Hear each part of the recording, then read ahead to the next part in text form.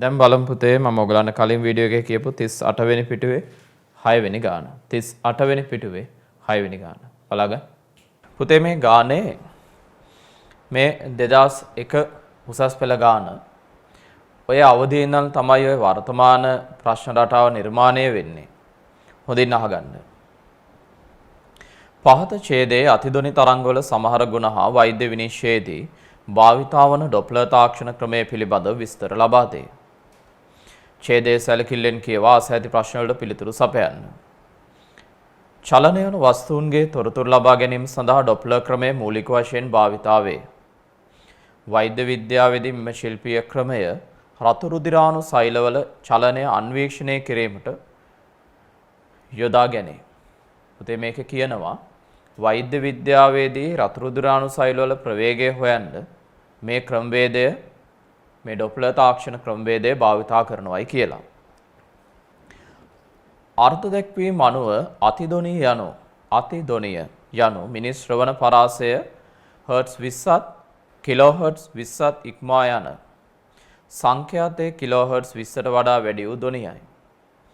වෛද්‍ය යෙදුම්වලදී භාවිතා වන සංඛ්‍යාත පරාසය සාමාන්‍යයෙන් මෙගාහර්ට්ස් 1 සිට මෙගාහර්ට්ස් 15 අතර පිහිටයි. පුතේ දැන් සාමාන්‍යයෙන් අපි එදිනෙදා භාවිතා කරන්නේ ඒ කියන්නේ අපිට ඇහෙන්නේ හර්ට්ස් 20ත් 20000ත් අතර. මේ 20000 කියන එක තමයි කිලෝහර්ට්ස් 20යි කියලා ලියලා තියෙන්නේ. හැබැයි අතිධ්වනිය කියන්නේ වෛද්‍ය විද්‍යාවේදී භාවිතා වෙන මෙගාහර්ට්ස් 1ක්. මෙගාහර්ට්ස් 1ත් මෙගාහර්ට්ස් 15ත් අතර පරාසයක්. මෙගා කියන්නේ ඔබ දන්නවා 10/6යි.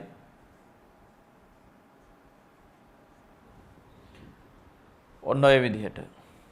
හරි. මේ තමයි සාමාන්‍ය ධ්වනි පරාසය. මේ තමයි සාමාන්‍ය ධ්වනි පරාසය. හරි. ඒ කියන්නේ මේක තමයි අතිධ්වනිය ලෙස යොදා ගන්නා සංඛ්‍යාත පරාසය. හරි. වෛද්‍ය කටයුතු වලදී අතිධ්වනි තරංග භාවිතයේ විශේෂ වාසි කීපයක් ඇත. භාවිතා කරන අඩු තීව්‍රතාවය. පුතේ ඔය තරංග වල අඩු තීව්‍රතාවය කියන්නේ මොකක්ද කියන එක ඔබට ඊළඟ පාඩමේදී පැහැදිලි වෙනවා. හරි. ධ්වනියේ ලක්ෂණ යටතේ අඩු ප්‍රබලත්වයක් අඩු ශක්තියක් කියලා දැනට මතක තියාගන්න. ඔය ඒකකයේ පිළිබඳවත් අපි ඉදිරියේදී සාකච්ඡා කරනවා. කදම්බ මගින් කිසියම් හානියක් හෝ අහිතකර අතුරු ආබාධ මිනිසුන්ට ඇතිවන බව සොයාගෙන නොමැත. ඔය අතිධ්වනි තරංග භාවිතයේ තියෙන විශේෂ වාසියක්.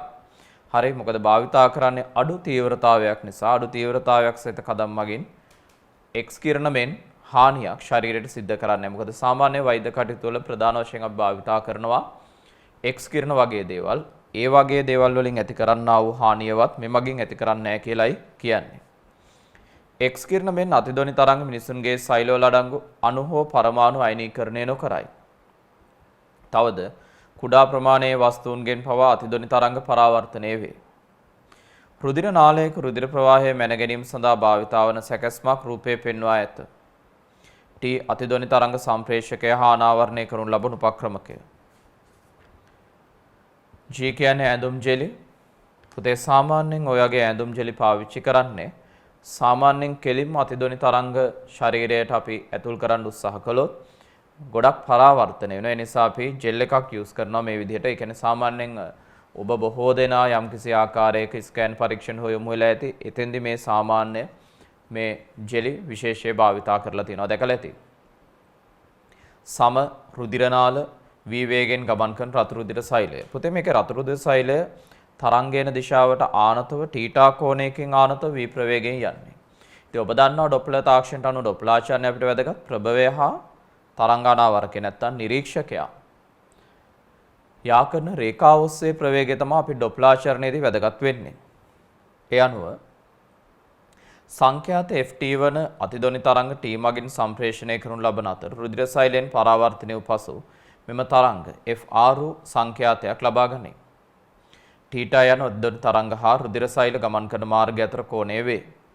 වෛද්‍ය විද්‍යාවේ fr නැවත ලැබෙන තරංගයේ සංඛ්‍යාතයත් ft නිකුත් කළ තරංගයේ සංඛ්‍යාතය අතර ඩොප්ලර් සංඛ්‍යාත fd ලෙස හැඳින්වෙන අතර fd 2යි ft v cos θ බෙදීම u යන ආකාරයට ලියන්න පුළුවන්ලු. ඒ කියන්නේ ඔබට කියනවා මේ සංඛ්‍යාතය ලියන්න පුළුවන්ලු 2 ft v cos theta බෙදීම u. මේ u යනු මෘදු පටල තුල අතිදොනි තරංගවල වේගයයි. ඒ කියන්නේ මාධ්‍ය තුල තරංග ප්‍රවේගය තමයි u කියලා දෙන්නේ. සාමාන්‍යයෙන් අපි මීට පෙර අපේ සුළු කිරීම් වලදී පාවිච්චි කළේ මාධ්‍ය තුල තරංග ප්‍රවේගය v කියලා. නමුත් මේකෙදි කියනවා එය u කියලා ගන්නවලු. v කියලා ගන්නේ චලනය වන අංශයේ ප්‍රවේගය. අපි ඉස්සෙල්ලා ඔය අකුරු දෙක ගත්තේ ඔయిత විරුද්ධ අතට. මිනිස් මෘදු පටල සඳහා u බොහෝ විට නියත වන අතර එහි අගය 1500ක් වේ. අතිදොනි තරංගවල වාතයේ ප්‍රවේගය 300ක් පමණ වන අතර වාතය හා මෘදු පටලවල ඝනත්වද සෑහෙන තරමින් වෙනස් වේ. මේ නිසා වාත සම අතුරු මුහුණත මගින් පතිත අතිදොනි ශක්තියෙන් 99ක් පමණ පරාවර්තනය වේ. පරීක්ෂණ කරන ලබන විට මේ ඉවත් කරගත යුතුය. ඒක ඉවත් කරගන්න තමයි දරුවනේ ඔය ජෙලි විශේෂය භාවිතා කරන්නේ. ඒක ඉවත් කරගන්න තමයි ඔය ජෙලි විශේෂය භාවිතා කරන්නේ. හරි. දැන් බලා ගන්න මිනිසාගේ සාමාන්‍ය ශ්‍රව්‍ය පරාසය කුමක්ද? පුතේ සාමාන්‍ය මිනිසුන්ට ඇහෙන පරාසය මොකද්ද? හර්ට්ස් 20ත් 20000ත් නැත්නම් කිලෝ හර්ට්ස් 20ත් අතර. වෛද්‍ය විනිශ්චය කටයුතු වලදී අතිදොනි තරංග භාවිතයේ ප්‍රධාන වාසි දෙකක් සඳහන් කරන්න. පුතේ අතිදොනි තරංග භාවිතයේ ප්‍රධාන වාසි වෙන්නේ එකක් තමයි අඩු තීව්‍රතාවයේ නිසාවෙන් ශරීරයට සිදුවන හානිය අවම වීම. ඒක ඔය ඡේදයේ තියෙනවා X කිරණ මෙන් හානියක් වෙන්නේ නැහැ කියලා. අඩු තීව්‍රතාවය නිසා ශරීරයට සිදුවන හානිය අවම වීම නැත්නම් අතුරු ආබාධ ඇතිවීම වළක්වාලීම.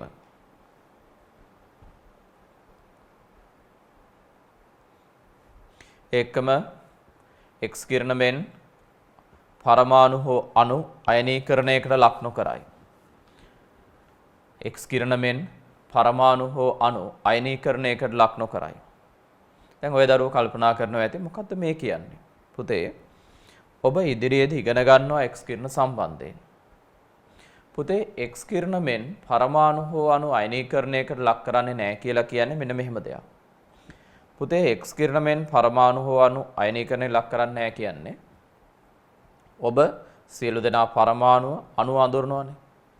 සාමාන්‍යයෙන් X කිරණ වගේ විද්‍යුත් චුම්බක විකිරණයකට පුළුවන් ඔය පරමාණුවක් හෝ අණුවක ගැටිලා ඒ පරමාණුවේ හෝ අයනේ අණුවේ අවසන් ශක්ති මට්ටම් වල තියෙන ඉලෙක්ට්‍රෝනයක් එළියට ගලවන්න.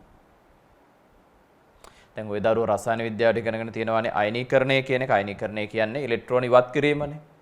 එතකොට X කිරණ වගේ විද්‍යුත් චුම්බක තරංග වලට පුළුවන් පුතේ පරමාණු හෝ අණු වල ගැටිලා ඒගොල්ලන්ගේ අවසන් ශක්ති මට්ටම් වලින් ඉලෙක්ට්‍රෝන ගලවමින් ඒවා අයනීකරණයකට ලක් කරන්න. එහෙම වුණාම සෛල ওই විදිහට සෛලවල අන්තර්ගත පරමාණු සහ අණු ওই විදිහට අයනීකරණය වුණාම ඒවා විකෘති වෙනවා. ඒ විකෘති තමයි දරුවනේ පසු කාලීනව පිළිකා සෛල බවට පත් වෙන්නේ. ඒ නිසාවෙන් තමයි කියන්නේ එහෙම ප්‍රශ්නයක් මෙතන මේ අතිදොනි තරංග භාවිතයේදී ඇති වෙන්නේ නැහැ කියලා. තේරුණාද? හරි. එහෙනම් වෛද්‍ය විනිශ්චය කටයුතු වල අතිදොනි තරංග භාවිතයේ ප්‍රධාන වාසි දෙකක් මොනවාද? අඩු තීව්‍රතාවයක් භාවිතා කිරීම නිසාවෙන් අතුරු ආබාධ ඇති නොවීම. ඒ වගේමයි පරමාණු හෝ අණු සෛලවල පරමාණු හෝ අණු අයනීකරණයකට ලක් නොවීම. හරි. අතිදොනි අන්වායාම තරංගයක්ද නැතහොත් තීර්යක් තරංගයක්ද? මොකද කියන්නේ? අතිදොනි අන්වායාම තරංගයක්ද නැතහොත් තීර්යක් තරංගයක්ද? අන්වායාම තරංගයක්. මොකද ඒක ධොනියක්නේ. එය අන්වායාම තරංගයක්. ඊළඟට අතිදොනි හා ධොනිය අතර ඇති ප්‍රධාන වෙනස්කම් කුමක්ද?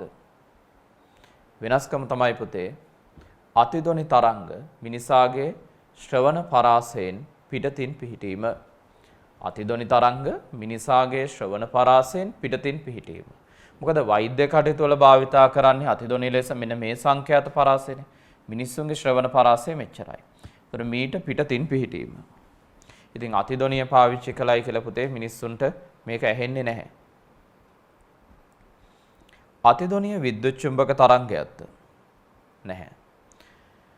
මොකද එක විද්‍යුත් චුම්බක තරංගයක් නම් පුතේ ඡේදයේ සඳහන් වන විදිහට වාතය තුල 300 ms ශ්‍රේණියක වගේ ප්‍රවේගයකින් යන්නේ නැහැ.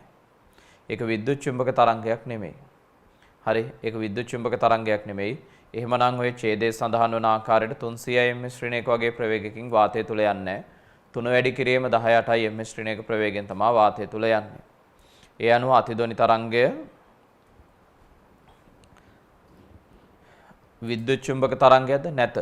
ඔබගේ පිළිතුරට හේතුව ලියන්න හේතුව ඒ වාතය තුලින් සාමාන්‍ය ධ්වනි තරංගයක ප්‍රවේගයෙන් සම්ප්‍රේෂණය වීම. ඒ වාතය තුලින් සාමාන්‍ය ධ්වනි තරංගයක ප්‍රවේගයෙන් සම්ප්‍රේෂණය වීම. ඊළඟට අහනවා මිනිස් මෘදු පටල තුල සංඛ්‍යාතය 15 මෙගාහර්ට්ස් වන අතිධ්වනි තරංගවල තරංගායාමය ගණනය කරන්න. පුතේ මිනිස් මෘදු පටල තුල මේකේ සංඛ්‍යාතය තරංගායාමය ගණනය කරන්න කිව්වහම ඔබ දන්නවා සාමාන්‍යයෙන් අපිට මාධ්‍යයක තරංග ප්‍රවේගය තරංගයේ සංඛ්‍යාතය තියෙනවා නම් තරංගායාමය හොයන්න v = f λ සමීකරණය දාන්න පුළුවන්. ඒ අනුව අපි v = f λ සමීකරණය දාමු. v කියන්නේ 1500යි සංඛ්‍යාතය මෙගාහර්ට්ස් 15යි කියන්නේ මෙගාහර්ට්ස් හර්ට්ස් කරන්න 10/6න් වැඩි කරන්න තරංගායාමය. තරංගායාමය උක්ත කළොත් පුතේ මෙතන 100යි 15න් බෙදුවොත් 10/6 මෙහෙට ගෙනාවොත් 10 - 6යි මීටර. එහෙනම් තරංගායාමය මයික්‍රෝමීටර 100ක් හෙවත් තවත් ඔන්නම් මේක කුඩා කරලා ලියන්න පුළුවන්. ඊටාම් කුඩා තරංගායාමයක් එන්නේ. හරි. මිනිස් මෘදු පටල තුල සංඛ්‍යාතය මෙගාහර්ට්ස් 15ක් වන අතිධ්වනි තරංගවල තරංගායාමය ගණනය කරන්න. ඔය තියෙන්නේ ගණනය කරලා. කුඩා වස්තුන්ගෙන්ද අතිධ්වනි තරංග පරාවර්තනය වන්නේ ඇයිදයි දැක්වීමට හේතුවක් දක්වන්න. පුතේ සාමාන්‍යයෙන් ගමන් කරන තරංගයක් මෙහෙම ඉස්සරහට ගමන් කරද්දී මෙය බාධකයක වැදුනහම බාධකයේ ප්‍රමාණය d කියන්නකෝ. තරංගයේ තරංගායාමයේ ලැම්ඩා නම් මේ බාධකයේ ගැටුනහම සාමාන්‍යයෙන් තරංගායාමයට වඩා බාධකයේ ප්‍රමාණය විශාල නම් තරංගයක් පරාවර්තනය වෙන්න බලනවා. තරංගායාමයට වඩා බාධකයේ විශාල නම් පුතේ තරංගයක් පරාවර්තනය වෙන්න බලනවා. ඒ හින්දා තමයි සාමාන්‍යයෙන් ඔය ගුවන් විදුලි තරංග වගේ ලොකු තරංගායාම වලින් යවන්නේ. මොකද සාමාන්‍ය තරංගායාම වලින් යවුවොත් කඳු වැටි වල තියෙන බාධාව නිසා ඒවැ උසින්ද ඒ තරංග ඒ හරහා යන්නේ නැහැ. මොකද තරංගායාමය බාධකයේ ප්‍රමාණයට වඩා කුඩා නම් පරාවර්තනය වෙනවා. තරංගායාමය බාධකයට වඩා විශාල නම් බාධකයේ මැඩගෙන බාධකයේ ගණන් ගන්න නැතුව බාධකය හරහා ඉස්සරහට යනවා. හරි. ඒ අනුව මේකෙදී තරංගායාමය කුඩා වීම හින්දා අපි භාවිතා කරන අතිධ්වනි තරංගවල තරංගායාමය අතිශය කුඩා වීම නිසා සරලව කියනවා නම් ඔය රුධිර සෛලයකටත් වඩා කුඩා නිසා ඒ මත වදින තරංගය පරාවර්තනය වෙනවා. ලියන්න පුතේ මෙහෙම.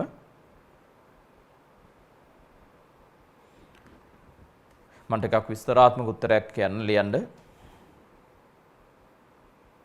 තරංගයක් පරාවර්තනය වීම කෙරෙහි තරංගයක් පරාවර්තනය වීම කෙරෙහි තරංගයක් පරාවර්තනය වීම කෙරෙහි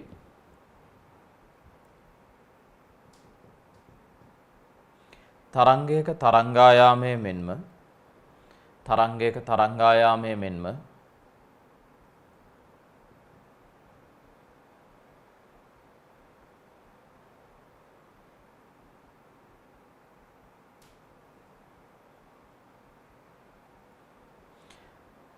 තරංගයේ වදින වස්තුවේ ප්‍රමාණයද බලපෑම් එල්ල කරයි. තරංගයේ වදින වස්තුවේ ප්‍රමාණයද බලපෑම් එල්ල කරයි. තරංගයක තරංගායාමය මෙන්ම තරංගයේ වදින වස්තුවේ ප්‍රමාණයද බලපෑම් එල්ල කරයි.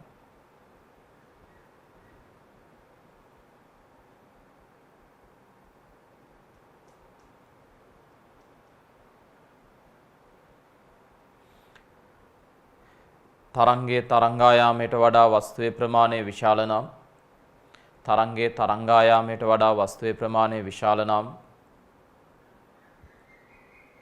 තරංගයේ තරංගායාමයට වඩා වස්තුවේ ප්‍රමාණය විශාල නම්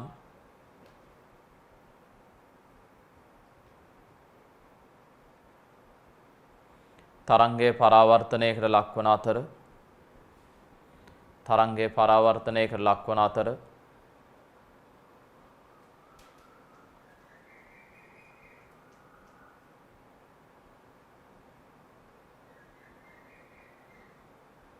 තරංගයේ තරංගායාමයේ වස්තුවේ ප්‍රමාණයට වඩා විශාල නම් තරංගයේ තරංගායාමයේ වස්තුවේ ප්‍රමාණයට වඩා විශාල නම් තරංගය බාධකයේ ජයගෙන ඉදිරියට ගමන් කරයි. තරංගය බාධකයේ ජයගෙන ඉදිරියට ගමන් කරයි. තරංගය බාධකයේ ජයගෙන ඉදිරියට ගමන් කරයි.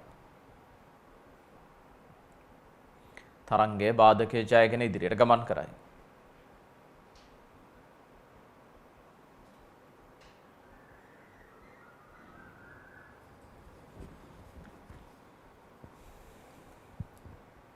බාධකයේ ජයගෙන ඉදිරියට ගමන් කරයි.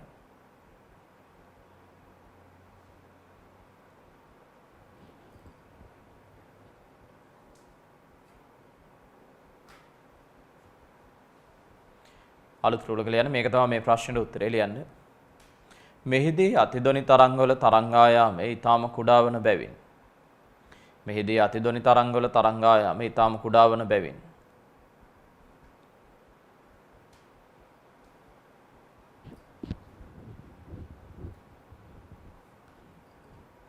කුඩා වස්තුවල ප්‍රමාණයටත් වඩා එය කුඩා නිසා කුඩා වස්තුවල ප්‍රමාණයටත් වඩා එය කුඩා නිසා කුඩා වස්තුවල ප්‍රමාණයටත් වඩා එය කුඩා නිසා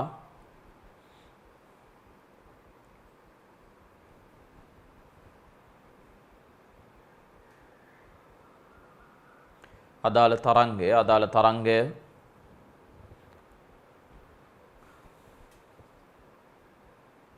කුඩා වස්තුන්ගෙන් පවා පරාවර්තනයකට ලක්වේ. අදාළ තරංගය කුඩා වස්තුන්ගෙන් පවා පරාවර්තනයකට ලක්වේ. අදාළ තරංගය කුඩා වස්තුන්ගෙන් පවා පරාවර්තනයකට ලක්වේ. හරි. ඊළඟට ඡේදයේ දී ඇති FD සඳහා සූත්‍රයේ ව්‍යුත්පන්න කිරීමට පහත පියවර භාවිතා කරන්න. හරි. පුතේ මම දැන් ඔය ව්‍යුත්පන්න කිරීම ඔබට පැහැදිලි කරනවා. හොඳින් බලා ගන්න. බලා ගන්න පුතේ.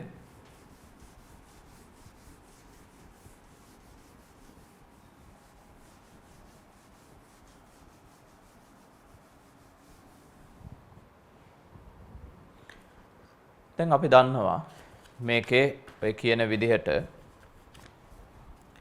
තරංග නිකුත්කරණයෙන්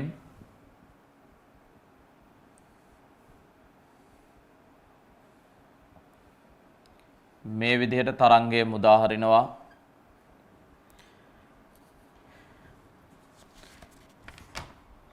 ft කියන සංඛ්‍යාතයෙන් මේක මේ විදිහට ගමන් කරලා රතු රුධිර සෛලයේ වදිනවා. රතු රුධිර සෛලයේ ප්‍රවේගය මේ පැත්තට v මේ කෝණය θ. මේක යම් සංඛ්‍යාතයකින් වැදිලා නැවත මේ පරාවර්තනය වෙනවා. පරාවර්තනය වෙලා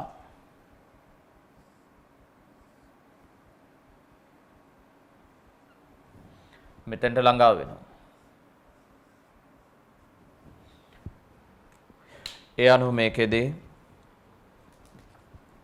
මෙතෙන්ට ලැබෙන තරංගයේ සංඛ්‍යාතය f' කියලා ගත්තොත් ප්‍රභවයයි නිරීක්ෂකයයි වෙන්නේ මේ දෙන්න. තරංග නිකුත් කරන්නේ මෙයා නිරීක්ෂකයා. මේ ඔස්සේ ඇදීන තරංගයේ ප්‍රවේගය v වෙනුවට u දීලා තියෙන්නේ ගානේ. මාධ්‍ය තුල තරංග සම්ප්‍රේෂණ ප්‍රවේගය u. ඊට පස්සේ මේ සංඛ්‍යාතයෙන්ම තරංගයේ නැවත පරාවර්තනය වෙනවා. ඒක මෙතෙන්ට ලැබෙන එක තමයි fr කියන්නේ. මේ ඔස්සේ නැවත තරංගය යන්නේ u ප්‍රවේගයෙන්. ඒතර තරංග නිකුත්කරණය මෙයා නිසා මෙයා ප්‍රභවය, මෙයා නිරීක්ෂකයා බවට පත් වෙනවා. එහෙමනම් දැන් අපිට පුළුවන් මේ ක්‍රියාවලියට ඩොප්ලර් තාක්ෂණය යොදන්න. ඒ තමයි f' සමානයි. මෙතන ලැබෙන තරංගයේ සංඛ්‍යාතය වෙන්නේ නිරීක්ෂකයාට සාපේක්ෂ තරංග ප්‍රවේගය තියෙන්නේ v cos θ කියලා ඔස්සේ දෙදෙනා දෙපැත්තට හින්දා u ධන v cos θ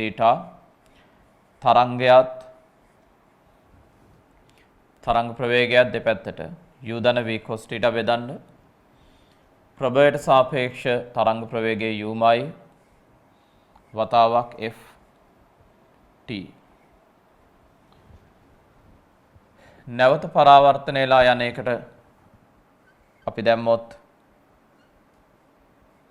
ඩොප්ලාචන සමීකරණය මෙතන නැවත ලැබෙන එක ලිව්වොත් නිරීක්ෂකයා නිශ්චලයි. දැන් ග්‍රහණය කරගන්න මෙයා නිරීක්ෂකයාට සාපේක්ෂ පුතේ ධ්වනි ප්‍රවේගය නැත්නම් තරංග ප්‍රවේගය වෙන්නේ තරංගය එන්නේ මෙහෙට මෙයා නිශ්චලයි u බෙදීම ප්‍රභව වෙන්නේ මෙයා ප්‍රභවයට සාපේක්ෂ ප්‍රවේගකම දෙන්නම එකම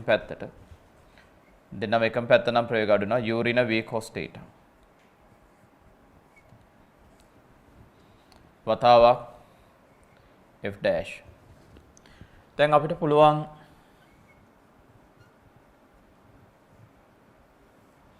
f' සුළු කරන්න.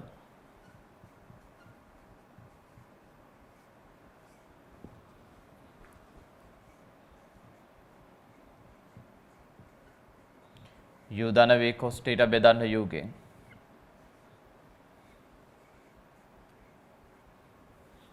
u ට u සුළු වෙනවා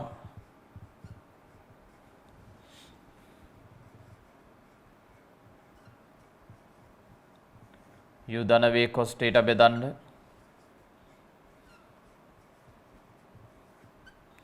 u ඍණ v cos θ ගෙන් වතාවක් ft. ඔය තමයි පුතේ නැවත ලැබෙන තරංගයේ සංඛ්‍යාතය. ඒ අනුව නිකුත් කළ එකයි ලැබෙන එකයි ගත්තාම ඔබට පේනවා ඇති මෙතන ලවය ලොකුයි හරයට වඩා. ලවය u ධන v cos θ හරය u ඍණ v cos θ. ලවය හරයට වඩා විශාලයි. ඒ හින්දා නැවත ලැබෙන තරංගයේ සංඛ්‍යාතය නිකුත් කළ එකට වඩා වැඩි. ඒ අනුව මෙතන සංඛ්‍යාත වෙනස හොයන්න ගියොත්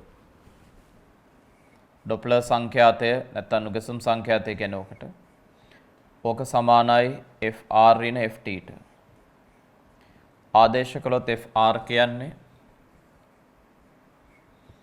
u ධන v cos θ බෙදන්න u ඍණ v cos θ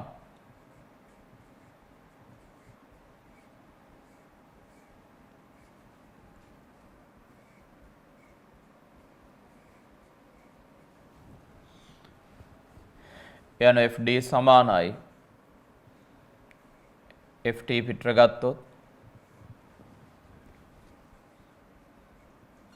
u ධන v cos θ ඍණ පුතේ මේ පදේ එළියට එනවා කියන්නේ මෙතන ඍණ එක විතරයි ඉතුරු වෙන්නේ. ඍණ එක මේ හරස් ගුණ කරන්න u ධන v cos θ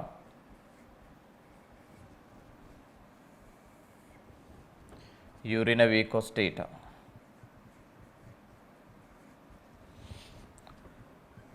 fd සමානයි u ට u කැපෙනවා 2v cos θ නිකුත් කළ තරංගයේ සංඛ්‍යාතය බෙදන්න u ඍණ v cos θ ගෙන්. ඒ අනුව මේ වෙලාවේ පුතේ u ට සාපේක්ෂව v කුඩා නිසා u ඍණ v cos θ තවත් කුඩායි. මේක ආසන්නව u ට සමාන කළ හැකියි. එහෙනම් ඩොප්ලර් සංඛ්‍යාතය සමානයි 2v cos θ ft බෙදීම u. ඔන්න ඔය විදිහට බලාපොරොත්තු වන ප්‍රකාශය වෙත ගමන් කරන්න පුළුවන්. හරි. ඔය තමයි අදාළ ප්‍රකාශය වෙත යන ආකාරය. ඔබේ අඩුපාඩු තියෙනවා නම් සුළු කිරීම වලට අදාළව හදාගන්න මම විනාඩියක් දෙන්නම්. හරි.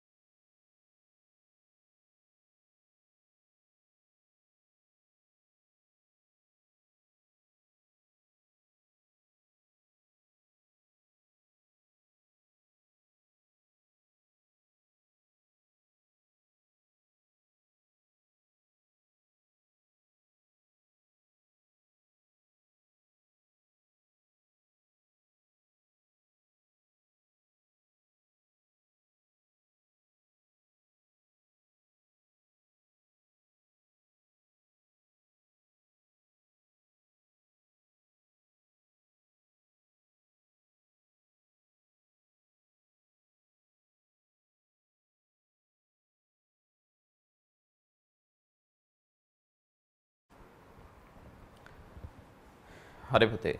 ඊළඟට ඔබෙන් අහනවා නිකුත් කළ තරංගයේ සංඛ්‍යාතය මෙගාහර්ට්ස් 15ක්ද ඩොප්ලර් සංඛ්‍යාතයවත් නිකුත්සුම් සංඛ්‍යාතය කිලෝහර්ට්ස් 8ක්ද වන බව සොයා ගන්නා ලදී. රතුරුදුරාණු සෛලයේ වේගය v ගණනය කරන්න. හරි. එහෙනම් මේකට ආදේශ කරමු. රතුරුදුරාණු සෛලයේ වේගය හොයන්න. හරි. මේ ft කියන්නේ 8 කිලෝහර්ට්ස්. 8 වැඩි කිරීම 10 හර්ට්ස්. රතුරුදුරාණු සෛලයේ ප්‍රවේගය මේ ශරීරය තුල අතිදොනි තරංගවල ප්‍රවේගය 1500යි ඡේද තිබ්බා. cos 10 පැමිණ තරංගයේ සංඛ්‍යාතය මෙගාහර්ට්ස් 15යි. ඉතින් මේක සුළු කරන්න.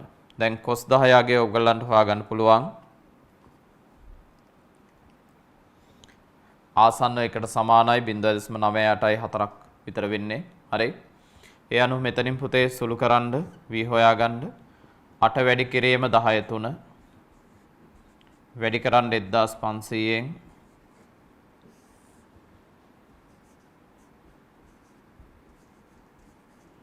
cos 10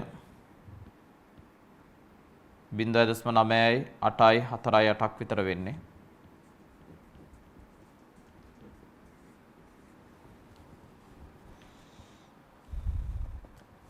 ඒ අනුව සුළු කළොත්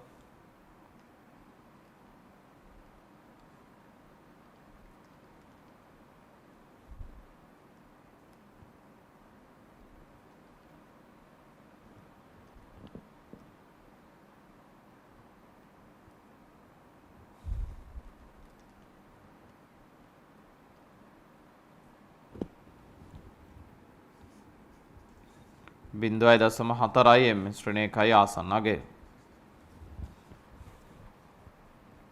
0.4යි m ශ්‍රේණිකයි ආසන්න අගය.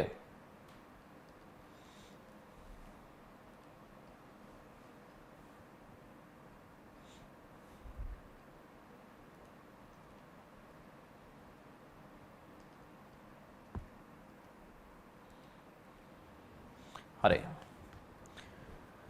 ටීටා හැකිතරම් කුඩාගයක පවත්වා ගැනීම යෝග්‍ය වන්නේ යයි. පුතේ මේ ප්‍රකාශයට අනුව ටීටා කුඩා වෙන තරමට දැන් ඔබ දන්නවා cos 0.1යිනේ.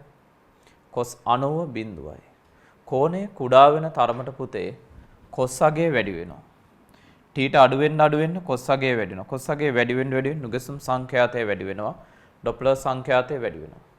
එවිට ඔබට පුළුවන් වැඩි නුගසුම් ගානක් ලබා ගන්න. ඒක වාසි. හරි. එවිට මිනුම් ගැනීමේ දෝෂයම අවම කරගන්න ප්‍රතිශත දෝෂයම අවම කරගන්න පුළුවන්. හරි. යනෝ ටීටා හැකිතරම් කුඩාගයක පවත්වා ගැනීම යෝග්‍ය වන්නේ යයි සැලකිය යුතු ඩොප්ලර් සංඛ්‍යාතයක් ලබා ගැනීමට. සැලකිය යුතු ඩොප්ලර් සංඛ්‍යාතයක් ලබා ගැනීමට. නැත්නම් සැලකිය යුතු නුගසුම් සංඛ්‍යාතයක් ලබා ගැනීමට. ඈඳුම් ජෙලි ද්‍රව්‍ය දීමේ අවශ්‍යතාවය කුමක්ද? පුතේ ඈඳුම් ජෙලි ද්‍රව්‍ය දීමේ අවශ්‍යතාවය තමයි මේකෙදී අතිදොනි තරංග සමෙන් සිදුවන පරාවර්තනයේ වැළැක්වීම. අතිදොනි තරංග සමෙන් සිදුවන පරාවර්තනයේ වළක්වාලීම. අතිදොනි තරංග සමෙන් සිදුවන පරාවර්තනයේ වළක්වාලීම. ඒක තමයි මෙහි අරමුණ. හරි. අතිදොනි තරංග සමෙන් සිදුවන පරාවර්තනයේ වළක්වාලීම. හරි. ඔන්න අදාළ ගැටලුව. ද්‍රව පෘෂ්ඨයක් මත x දිශාව ඔස්සේ ගමන් කරන රැලිති රූපයේ දැක්වේ. පෘෂ්ඨයේ ඇති ද්‍රවය සිරස් දිශාව ඔස්සේ සරල අනුවර්තී චලිතයක් සිදු කරයි. තරංගයේ ප්‍රචාරණය නිසා යම් පිහිටුමකදී ඇතිවන ද්‍රව පෘෂ්ඨයේ සිරස් චලිතය අධ්‍යයනය කිරීම සඳහා ද්‍රව පෘෂ්ඨයේ ඉහළින් ස්ථාවර ධ්වනි ප්‍රභවයක් අනාවරකයක් තබා ඇත. ධ්වනි ප්‍රභවයේ රූපයේ පෙන්වා ඇති පරිදි සිරස් පහළට ධ්වනි සංඥා නිකුත් කරන අතර අනාවරකයේ දෝලණය වන ද්‍රව පෘෂ්ඨයෙන් පරාවර්තන වූ සංඥා අනාවරණය කරයි. අනාවරකයට ප්‍රභවයේ නිකුත් වන තරංග හා ද්‍රව පෘෂ්ඨයෙන් පරාවර්තනය වී ලැබෙන තරංග මගින් සෑදෙන නුගැසුම් වල සංඛ්‍යාතයද නිර්ණය කළ හැකිය. ධ්වනි ප්‍රභවය මගින් නිකුත් කරන තරංගවල සංඛ්‍යාතය කිලෝහර්ට්ස් 680ක් වන අතර වාතයේ ධ්වනි ප්‍රවේගය 340ක් වේ. පුතේ දැන් මේ කියන්නේ මාධ්‍ය තුල මේ ආකාරයට තරංගයක් ඉදිරියට සම්ප්‍රේෂණය වෙනවා දරුවෝ. මේ විදිහට තරංගයක් ඉස්සරහට යනවා. එහෙම යද්දී මේකේ ඒ තරංගයට දායක වන අංශුව ඔබ දන්නවා මෙහෙම සරල අනුවර්තීය චලිතයක් සිද්ධ කරනවා. මේ අංශුවේ ප්‍රවේගය පිළිබඳව නිර්ණයක් කරන්න තමයි අපි මේ ඩොප්ලර් තාක්ෂණය භාවිතා කරන්නේ. ඒ අනුව මේකෙදි මේ විදිහට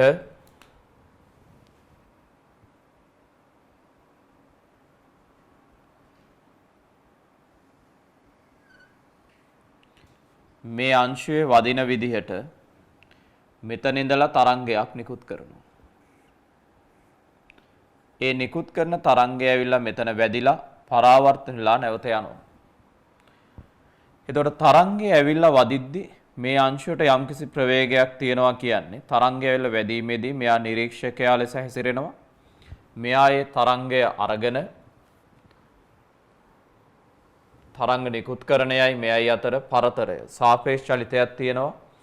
ඒ නිසා මෙයා ඒ තරංගය අරගෙන පරාවර්තනය කරනවා. පරාවර්තනය කළ තරංගය නැවත මෙතන ඩොප්ලර් තාක්ෂණයට අනුව මෙතන ළඟා වෙනවා.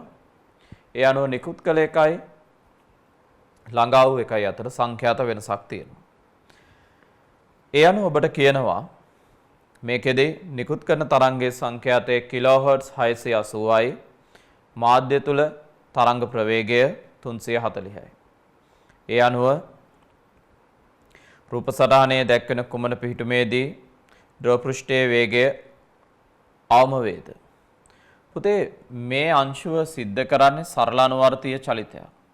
සරල අනුවර්තීය චලිතයක් සිද්ධ කරන අංශුවක ප්‍රවේගය අවම වෙන්නේ කොහෙද? මධ්‍යස්ථ පිහිටුමේද විස්තාරයේද ප්‍රවේගය අවම වෙන්නේ පුතේ? විස්තාරයේදී. එහෙනම් A වලද B වලද ප්‍රවේගය අවම වෙන්නේ? B වල. එම වේගයේ අගය කුමක්ද? බිඳුවයි. ඒ කියන්නේ මේ මොහොතේ අනාවරකයේ නැත්තම් තරංග නිකුත් කරන කෙනා සහ B අංශුව අතර ඩොප්ලර් තාක්ෂණය ක්‍රියාත්මක වෙන්නේ නැහැ. මොකද ඒ අතර පරතරය වෙනස් වෙන්නේ නැති නිසා. ද්‍රව පෘෂ්ඨයේ වේගය අවම වන මොහොතේ පරාවර්තිත ධ්වනි තරංගවල සංඛ්‍යාතය. මේ මොහොතේ පුතේ ධ්වනි ප්‍රභවයයි ඔය අංශුවයි අතර සාපේක්ෂ චලිතයක් නැහැනේ. දෙදෙනාම නිශ්චලයි.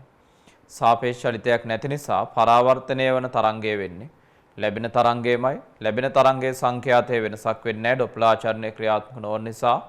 ඒ අනුව ලැබෙන තරංගය හරියටම කිලෝහර්ට්ස් 680ෙම ලැබෙනවා. පරාවර්තනය කරන්නේත් ඒකම තමයි. ලියන්න මෙහෙම ලියලා නැත්තම් මෙම මොහොතේදී B අංශයේ ප්‍රවේගය ශුන්‍ය වන බැවින් මේ මොහොතේදී B අංශයේ ප්‍රවේගය ශුන්‍ය වන බැවින්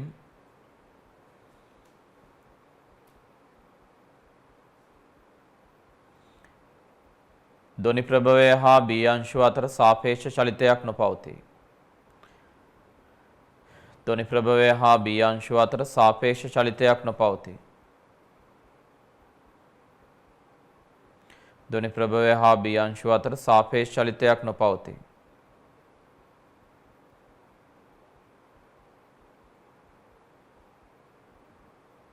එබැවින්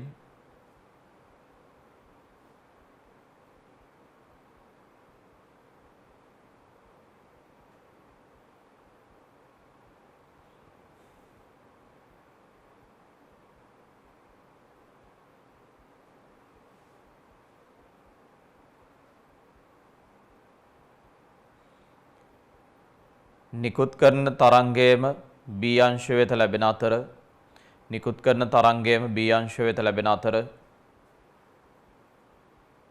නිකුත් කරන තරංගයේම B අංශය වෙත ලැබෙන අතර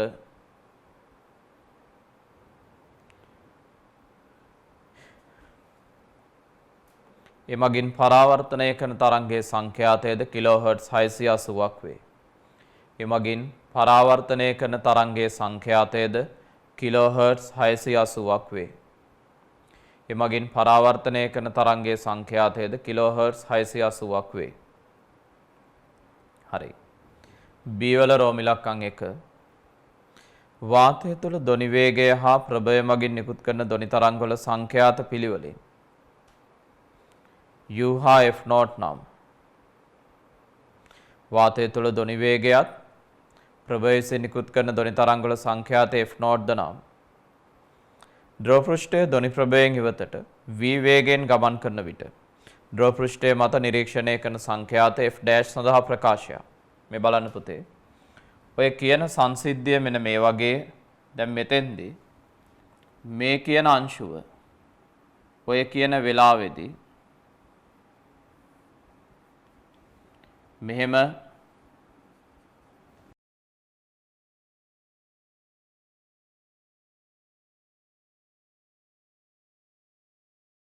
මෙතනින් ඉවතට මේ විදිහට v ප්‍රවේගයෙන් යමින් හිටියනම් මෙතනින් නිකුත් කරන සංඛ්‍යාත F නෝට් මෙතන ලැබෙන තරංගයේ සංඛ්‍යාත F ඩෑෂ් මෙයා නිරීක්ෂකයා මෙයා ප්‍රභවය.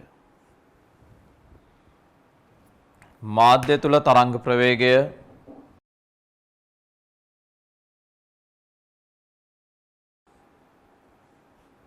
u. ඒ අනුව ඔබෙන් අහනවා F ඩෑෂ් සඳහා ප්‍රකාශයක් දෙන්න කියලා.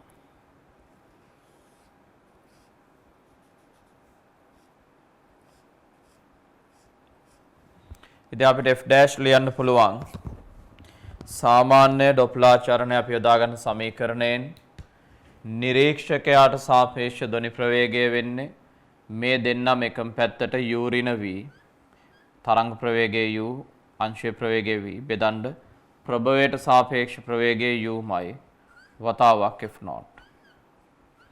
ඒ අනුව ලැබෙන තරංගයේ සංඛ්‍යාතය නිකුත් කළ එකට වඩා අඩුයි. මොකද තරංග නිකුත් කරණයෙන් ඉවතටයි නිරීක්ෂකයා යන්නේ. ඒ නිසා ලැබෙන එක නිකුත් කරන එකට වඩා අඩුයි. කොහොමත් මම කියලා තියෙනවා ඩොප්ලර් ආචරණයේදී ප්‍රභවයයි නිරීක්ෂය අතර පරතරය වැඩි වෙනවා නම් ලැබෙන සංඛ්‍යාතය අඩු වෙනවා. ඊළඟට ඔබෙන් අහනවා ඉහත B1 විස්තර කරන අවස්ථාව සඳහා අනාවරකයේ මගින් මනු ලබන F ඩබල් ඩෑෂ් සංඛ්‍යාතයට ප්‍රකාශය. F ඩබල් ඩෑෂ් කියන්නේ මෙන්න මේකයි දැන් සංසිද්ධිය. මෙයා මෙහෙට යන අතරේ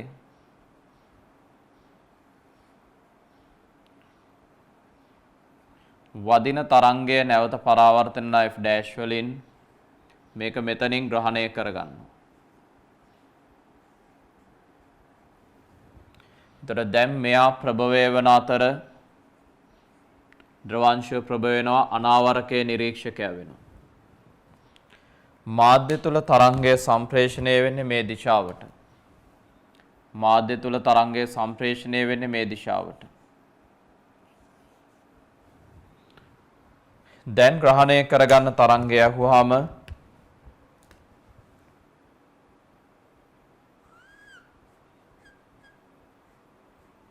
නිරීක්ෂකයාට සාපේක්ෂ ප්‍රවේගය කියන්නේ නිරීක්ෂකයා තරංග අනාවරකයේ අනිශ්චලයි. එතකොට u විතරයි එන්නේ. ප්‍රභවයට සාපේක්ෂ ප්‍රවේගය කියන්නේ ප්‍රභවය පල්ලෙහාට යනවා ධ්වනි අර පැත්තට යනවා u ධන v. හරය වැඩි වෙනවා ලවයට වඩා. හරය ලවයට වඩා වැඩි වෙද්දී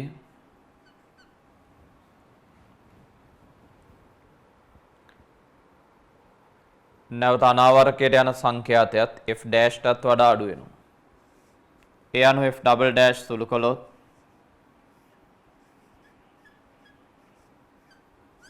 F ඩෑෂ් එනවා u ඍණ v බෙදීම u වතාවක් F නෝට්. u ට u සුළු වුණාම F ඩබල් ඩෑෂ් එනවා u ඍණ v බෙදීම u ධන v වතාවක් F නෝට්. ඔය තියෙන පුතේ නැවත ලැබෙන තරංගයේ සංඛ්‍යාතගය. හරි. ඔබ B1 B2 ප්‍රකාශ භාවිතයෙන් V ට සාපේක්ෂ U ගොඩක් විශාල විට අනාවරකයේ මගින් මනු ලබන නුගසුම් සංඛ්‍යාතය. පුතේ මේකේ නුගසුම් සංඛ්‍යාතය ලියද්දි මතක තියාගන්න නුගසුම් ගාන කියන්නේ සෑම විට මේක ලියන්න ඕනේ අපි සංඛ්‍යාතයේ වැඩි කෙනාගෙන් අඩු කෙනා අඩු කරලා. මේක සංඛ්‍යාතයේ වැඩි නිකුත් කළ එක ලැබෙන එක අඩුයි. මේ බලන්නකො මේකේ ලවයට වඩා හරය ලොකුයි කියන්නේ f ඩබල් ඩෑෂ්ට වඩා f නෝට් විශාලයි. ලවයට වඩා හරය ලොකුයි. එතකොට f ඩබල් ඩෑෂ්ට වඩා f නෝට් විශාලයි. ඒ නිසා නුගැසුම් සංඛ්‍යාතය ලියා දක්වන්න උත්සාහ කරනවා නම් මේ මෙහෙම ලියන්න ඕනේ. හරි?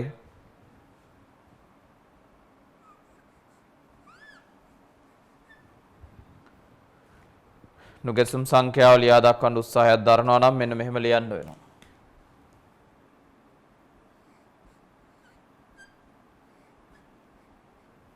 f not ඍණ f double dash කියලා.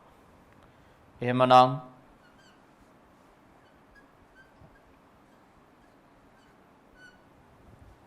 f double dash කියන්නේ u ඍණ v බෙදන්න u ධන v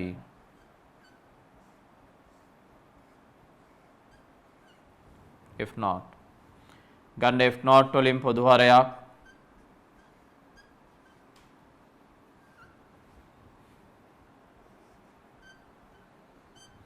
u ධන v ඍණ u ධන v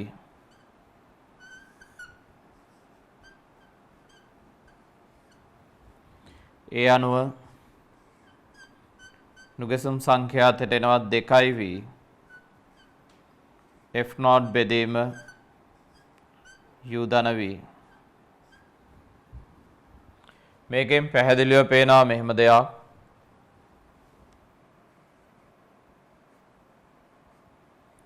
u v ට සාපේක්ෂ ගොඩක් විශාල නම් ඔබට u ධන v ආසන්නව u කියලා ලියන්න පුළුවන් දරුවෝ.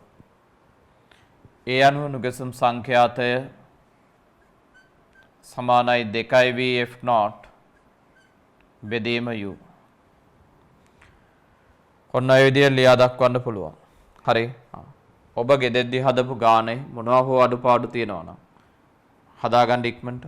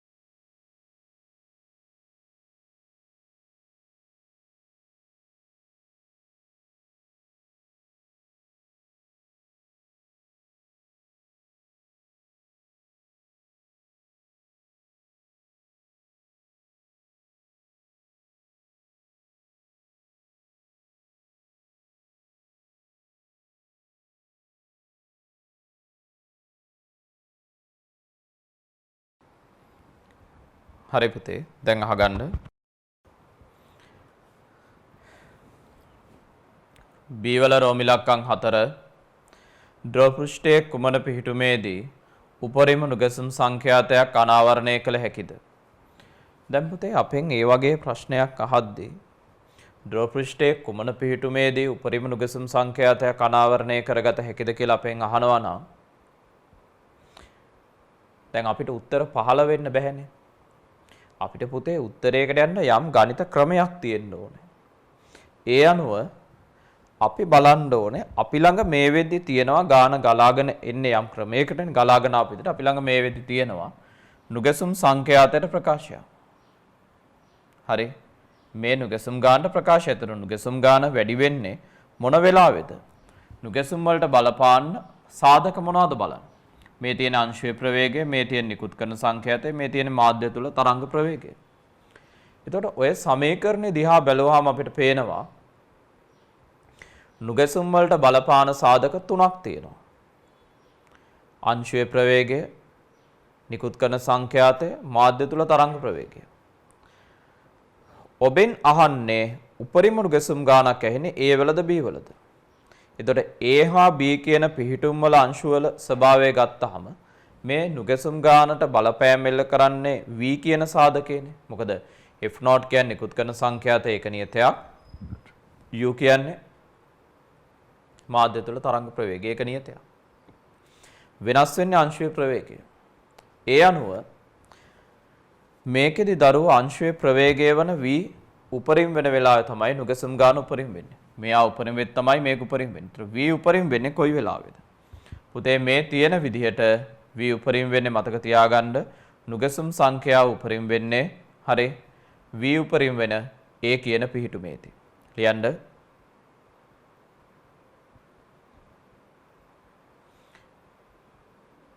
නුගසුම් සංඛ්‍යාතයට ලැබී ඇති ප්‍රකාශනයට අනුව නුගසුම් සංඛ්‍යාතයට ලැබී ඇති ප්‍රකාශනයට අනුව නුගසුම් සංඛ්‍යාතයට ලැබී ඇති ප්‍රකාශනයට අනුව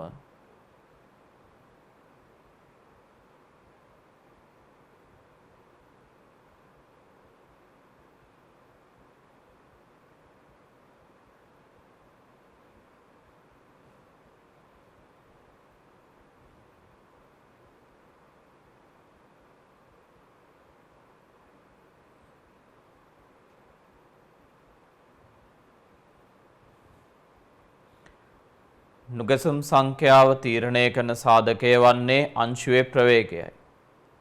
නුගසුම් සංඛ්‍යාව තීරණය කරන සාධකය වන්නේ අංශුවේ ප්‍රවේගයයි. නුගසුම් සංඛ්‍යාව තීරණය කරන සාධකය වන්නේ අංශුවේ ප්‍රවේගයයි.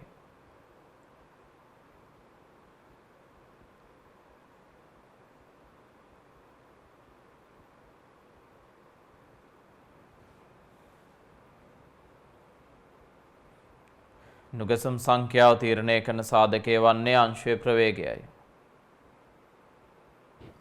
ඒ අනුව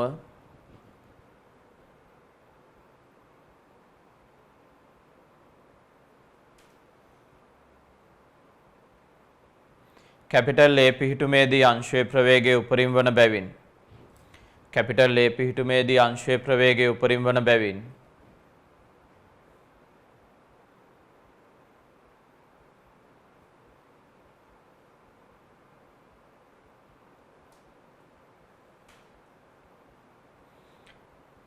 ඒ පිහිටුමේදී උපරිම නුගසුම් සංඛ්‍යාතයක් අනාවරණය කරගත හැකිය.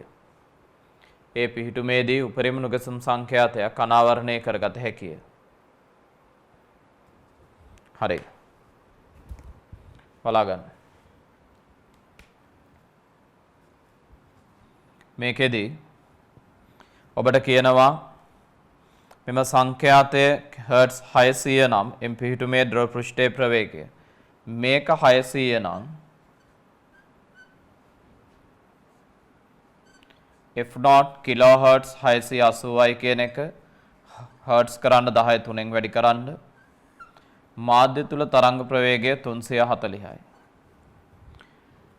සාමාන්‍යයෙන් පුතේ බොහෝ ගණන් වල ප්‍රකාශන දෙන්නේ සුළු වෙන විදිහට ආදේශයේදී. එතකොට 680ට 340 2යි දෙවරක් 2 4යි 604ෙන් බෙදුවාම 150යි. එතකොට V ට එනවා 150 වැඩි කිරීම 10 3 මෙහෙට ගේන්න 10 ඍණ 3යි.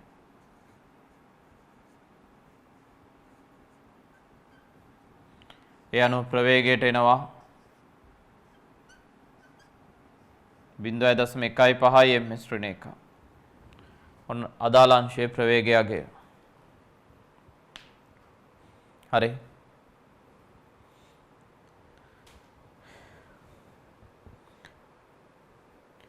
වීට සාපේක්ෂ යූ අතිශය විශාල අවස්ථා සඳහා ධ්‍රව පෘෂ්ඨයේ දෝලනවල සම්පූර්ණ ආවර්තයක් තුල සම්පූර්ණ ආවර්තයක් කියන්නේ පුතේ මෙන්න මේ වගේ එක සම්පූර්ණ දෝලනයක්. ඔහොම එක දෝලනයක්. හරි.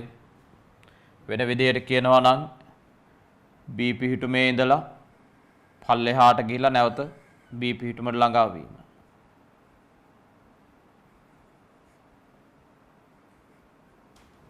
හරි.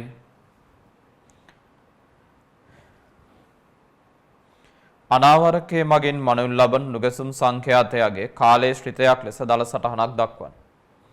පුතේ දැන් සරලානුවර්තී චලිත දෙනාංශයේ ප්‍රවේගය වෙනස් වෙනවනේ. සරලානුවර්තී චලිත දෙනාංශයේ ප්‍රවේගය වෙනස් වෙද්දී කාලයත් එක්ක ඒ ප්‍රවේග වෙනස් වීම සැලකිල්ලට අරගෙන නුගසුම් සංඛ්‍යාතය ප්‍රස්ථාරගත කරන්නලු. දැන් අපි දන්නවා ප්‍රකාශය මේකයි. ප්‍රකාශය ඩෙල්ටා F සමානයි 2 F0 බෙදීම u වතාවක් v. මෙතෙන්දි v බිඳුවයි. ඒ නිසා මේ වෙලාවේ නුගසුම් ගාන බිඳුවයි. මෙතෙන්ට එද්දි මධ්‍යස්ථ බිඳුවේදී v උපරිමයි නුගසුම් ගාන උපරිමයි. පල්ලෙහාට යද්දී නැවත ප්‍රවේගය අඩු වෙලා මෙතෙන්ටදී බිඳුවයි නැවත මෙතෙන්දී නුගසුම් ගාන බිඳුවයි. මොකද මෙතෙන්දී ද්‍රවාංශයේ ප්‍රවේගය බිඳුවයි කියන්නේ තරංග නිකුත් කරණය හා ද්‍රවාංශය අතර සාපේක්ෂ චලිතයක් නැහැ. එතකොට මෙතන ඉඳන් මෙතෙන්ට එද්දි මෙතන ඉඳන් මෙතෙන්ට එද්දි ඒ B වල ඉඳන් A ට එද්දි වැඩි වෙලා A වලදී උපරිම වෙලා නැවත මෙතෙන්ට එද්දි බිඳුව වෙන්න ඕනේ. මම මේක C කියලා ගන්නම්කෝ. නැවත C වල ඉඳන් A ට එද්දි එකක් මේ වෙලාවේ අංශුව ගමන් කරන්නේ ප්‍රභවයේ දෙසට. අනිත් පැත්තට වේගය වැඩි වෙන නිසා අනාවරණ කරගන්න සංඛ්‍යාතය වැඩිලා නැවත අඩු වෙනවා. ඒ නිසාවෙන් වැඩි හිතන් නැතුව ළමෙක් උත්සාහ කළොත් වැඩි හිතන් නැතුව උත්සාහ කළොත් කාලයත් එක්ක ආවර්තයක් තුල නුගසුම් සංඛ්‍යාතය B වලදී බිඳුවයි වැඩි වෙලා අඩු වෙනවා. B වලදී බිඳුවයි වැඩි වෙලා අඩු වෙනවා. ආයි මෙහෙට එද්දී අංශුව එන්නේ ප්‍රභවයේ දෙසට. පුතේ අංශුව ප්‍රභවයේ දෙසට එනවා කියන්නේ අර වාහනයක් පොලිස් නිලධාරියා දෙසට එනවා එකට අනුරූපයි. ඒතකොට එකම දේ මෙන්න මෙහෙම වෙන්නේ නැහැ. F double dash F0 වඩා කුඩා වෙන්නේ නැහැ. F double dash F0 වඩා විශාලලා මේ සමීකරණය අනිත් පැත්ත හැරෙනවා. ඒ අනුව තමයි නුගසුම් සංඛ්‍යාතයට ප්‍රකාශයක් කියන්නේ මේ මොඩල් එකට තමයි එන්නේ. මෙතන එකම දේ යූරින V කියලායි එතකොට එන්නේ. එතකොට පුතේ නැවත වැඩි වෙලා අඩු වෙනවා. නුගසුම් කියන්නේ ඍණ නොවන දෙයක් නිසා ධන පැත්තෙමයි වෙනස් වෙන්නේ. ඉතින් ළමෙක්ට මේ විදිහට මේ ප්‍රස්ථාරය ඇඳ හැකියි. හරි. වැඩි වෙලා අඩු වෙනවා. හරි. ඔහොම ඇඳට ලකුණු හම්බ වෙන්නේ නැහැ. පුතේ උසස් පෙළ තියෙන්නේ මේ 2007 උසස් පෙළ තියෙන්නේ ඔබ හිතන තැන නෙමෙයි. දැන් ඔබ ඉන්න තැනටත් වඩා අවුරුදු 14ක් ආපස්සට ගිය තැනක ප්‍රශ්න පත්‍රයක ස්වභාවය බලන්න. දැන් ඔබට හිතෙනවා මෙතෙන්දි බිඳුවයි මෙතෙන්දි උපරිමයි මෙතෙන්දි බිඳුවයි. ආයි මෙතෙන්දි බිඳුවයි මෙතෙන්දි උපරිමයි මෙතෙන්දි. ඔය රටාව හැන්දයි කියලා ඕක ලකුණු දුන්නේ නැහැ. හරි. ඕකට තමයි මම අර කියන්නේ හැම වෙලේම භෞතික විද්‍යාව ඉගෙන ගනිද්දී භාගෙට ඉගෙන ගන්න එපා. පුතේ ෆිසික්ස් භාගෙට ඉගෙන ගනිද්දී හරි සරලයි. අපිට ඕනනම් පුළුවන් ඕනම ඒකකයක් බහුවර්ණ 50 ඇතුලේ පාඩමකින් ලේසි බහුවර්ණ දෙන්න පුළුවන් අමාරු බහුවර්ණ දෙන්න පුළුවන්. ඔය ලේසි බහුවර්ණ කව වෙන විදිහට තියරි ටික ඉගෙනුවා. ඒකට ෆිසික්ස් හරි ලේසි. ෆිසික්ස් කියන සබ්ජෙක්ට් එක ඕගොල්ලන්ට වදයක් වෙන්නේ ඇණයක් වෙන්නේ අපි උගන්වන පාඩමක්. මම ඕගොල්ලන්ට කරා යන පාඩමකින් 50 වෙනි බහුවර්ණය දෙනවා කියලා හිතාගෙන මම උගන්න තමයි ওই ප්‍රශ්නේ ඉන්නේ. මම පාඩමක් කරද්දී මම හැම වෙලේම ඕගොල්ලන්ට උගන්වන්නේ ඒකෙන් 50 වෙනි බහුවර්ණය දෙන්න පුළුවන් කියලා හිතාගෙන. ඔතෙන්ට උගන්වද්දී ලොකු පරාසයක් උගන්වන්න වෙනවා. ඔය ලොකු පරාසය ඕගොල්ලෝ වැඩ කරන්නේ නැති වුණාම ඕගොල්ලන්ට දිරවන්නේ. එතකොට වෙන්නේ දරුවෝ ඕගොල්ලන්ට සරල නෑ වැඩේ. වැඩේ සංකීර්ණයි. නමුත් මතක තියාගන්න මේක සරලව කරන්න පුළුවන් දෙයක් නෙමෙයි. හරි. දැන් ඔබට අද වෙනකන් මෙලෝ වැඩක් නැති මං උගන්වපු දෙයක් වැඩක් වෙනවා. මම ඕගොල්ලන්ට පහුගිය කාලේ සරල අනුවර්තී චලිතය යටතේ පොත්පත්වලවත් කියන්නේ නැති කරුණක් කියලා දුන්නා. ඒ තමයි සරල අනුවර්තී චලිතය දෙන අංශුවක ප්‍රවේගය, යම්කිසි මොහොතක ප්‍රවේගය A ඔමේගා cos ඔමේගා t කියලා ලියන්න පුළුවන් කියලා. හරි. මොකද සාමාන්‍යයෙන් හැමෝම මධ්‍යස්ථ පිටුමේදී ප්‍රවේගය ලියනවා. කිසියම් විස්ථාපනයකදී ප්‍රවේගය v වර්ගය සමානයි ඔමේගා වර්ග a වර්ග ඍණ x වර්ග කියලා ලියනවා. ඔච්චරයිනේ. නමුත් a ඔමේගා cos θ කියලා ලියන එක a ඔමේගා cos ඔමේගා t කියලා ලියන්න පුළුවන් කියලා මං කියලා මං ඕකෙන් එක වැඩක් ගත්තා සරල අනුවර්තී චලිත ප්‍රස්ථාරවලදී. මං ඊට වඩා වැඩක් මේකෙන් ගත්තේ නැහැ. ඒ අනුව පුතේ ඔන්න ඔය සම්බන්ධය මෙතෙන්ට ආදේශ කරන්න වෙනවා. ඔබ උත්සාහ කළ යුතුයි කාලයත් එක්ක නුගැසුම් වලට සම්බන්ධයක් ගන්න. ඒ කියන්නේ විස්තරය ඔමේගා කෝණික ප්‍රවේගය ඔහොම ලියන්න පුළුවන්. කාලයත් එක්ක නුගැසුම් ගන්නට එනවා සම්බන්ධයක් ඕන් ඔහොම. හරි. ඔන්න බලන්න දැන් ප්‍රස්ථාරය හරියටම ඇඳ හැකි. නුගැසුම් ගාන වෙනස් වෙන්නේ කොස් හැඩතලයට. ඕගොල්ලෝ සියලු දෙනාටම කොස් හැඩතලයේ මතකයක් තියෙන්න ඕනේ. කොස් හැඩතලය යන්නේ මේ මෙහෙමයි. ඔය කාවර්තයකට අදාළව. කොස් හැඩතලය යන්නේ මේ මෙහෙමයි. හරි. හැබැයි මේ අපි කතා කරන්නේ නුගැසුම්නේ. නුගැසුම් දරුවෝ ඍණ වෙන්නේ නැහැ. නුගැසුම් කියන්නේ ඉලක්කමක්, වටිනාකමක්. ඒ නිසාවෙන් මේක ධන වෙන්නේ ඕන් ඔහොම. ඒ නිසා මේ සීමාව වෙන්නේ නැහැ. හරි. ඉතින් මේ ප්‍රස්ථාරයේ රේඛීය නැහැ. ඔබ මේ ප්‍රස්ථාරයේ මෙහෙම ඇඳලා ලකුණු දෙනවා. එක ආවර්තයකට. හැබැයි රේඛීය නැහැ. හරි. මේ ක්‍රියාවලිය රේඛීය නොවන බව ඔබට තේරුම් ගන්න තියෙන එකම ක්‍රමය තමයි කාලයත් එක්ක නුගැසුම් සංඛ්‍යාතයට ප්‍රකාශය cos ඇසුරෙන් ලියා දක්වද්දී ඔබ දන්නවා ත්‍රිකෝණමිතික සම්බන්ධයක් එනවා නම් කීයටවත් රේඛීය හැඩතල එන්නේ නැහැ. ඔන්න ඔහොමයි ප්‍රස්ථාර ස්වභාවය. හරි. ඒ අනුව ඔන්න ප්‍රස්ථාරය ඇඳ ගන්න හරියට එක ආවර්තයකට.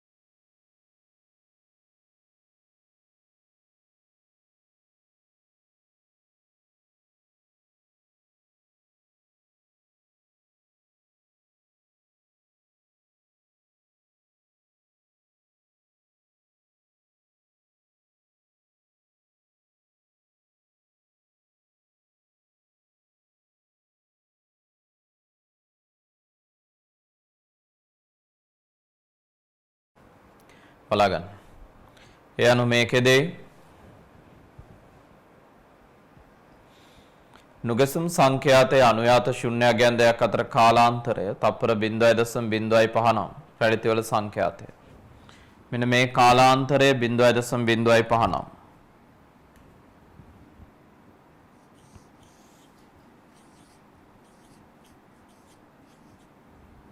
හරි. මුළු කාලය වෙන්නේ මේ වගේ දෙගුණයක්. හරි. දෝලන කාලය වෙන්නේ මේ වගේ දෙගුණයක්. ශුන්‍ය පිහිටුම් දෙකක් අතර කාලාන්තරය 0.05 නම් මුළු කාලය මේ වගේ දෙගුණයක්. මේ බලන්න. හරි. එහෙමනම් මුළු කාලය 0.05 වගේ දෙකක්. එහෙනම් දෝලන කාලය අංශුවේ 0.1යි. එහෙමනම් මේකට දායක වන අංශයේ සංඛ්‍යාතය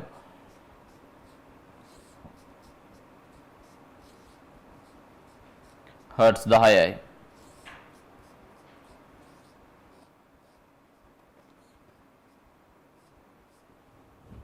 හර්ට්ස් 10යි. හරි. ඊළාට ඔබෙන් ආවනම් මෙන්න මේ වගේ දෙයක්. කුඩා තරංගායාමයක් සඳහා ද්‍රව පෘෂ්ඨයේ මත රැලිතිවල වේගය v සමානයි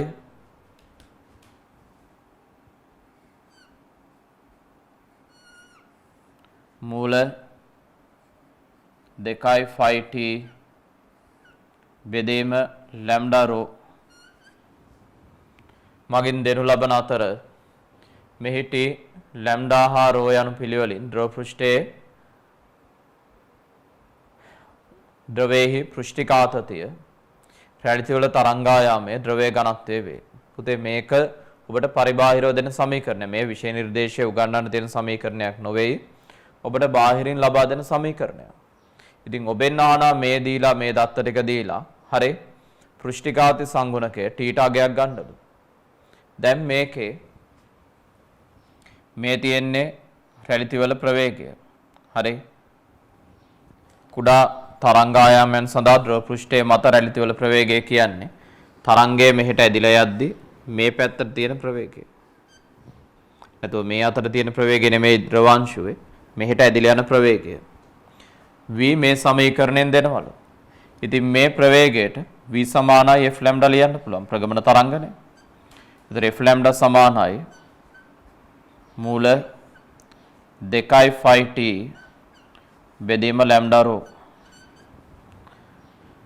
දෙපැත්ත වර්ග කළොත් ඔබ සංඛ්‍යාතය දන්නවා හර්ට්ස් 10යි. ඔබ තරංගායාමය දන්නවා.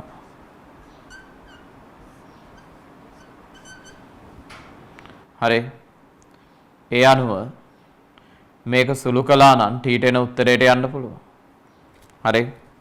මේක සුළු කළා නම් ටීට එන උත්තරයට ගියගේ සංඛ්‍යාතය දන්නවා තරංගායාමය දන්නවා. මාධ්‍ය රසදිය කියලා යරන් තියෙන රසදිය ඝනත්වය දන්නවා. හරි. lambda ලාගේ තියෙනවා. මෙතනින් t හොයා ගන්න. මේකට ආදේශ කළා t හොයන්න. හරි.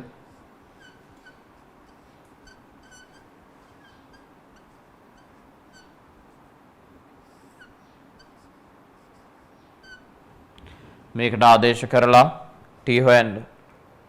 එතනින් පුළුවන් පෘෂ්ඨිකාති සංගුණකයේ සඳහා ගයක් ගන්න. phi සමානයි 3යි කියලා ආදේශ කරන්න කියලා දීලා තියෙනවා. හරි. ඉතින් ඔකට ආදේශ කළ සුළු කරද්දී lambda මිලිමීටර 12යි i lambda වර්ගයක් තියෙන ඉතින් lambda ඝනයම කෙලින්ම ගත්තා නම් හරි. මොකද මිලිමීටර මීටර කාණ 10 ඍණ 3ෙන් වැඩි කරලා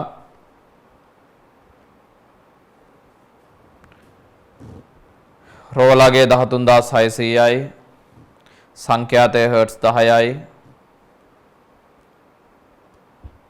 යන පෘෂ්ඨිකාති සංගුණක එනවා ආසන්න 0.4යි කියලා. හරි.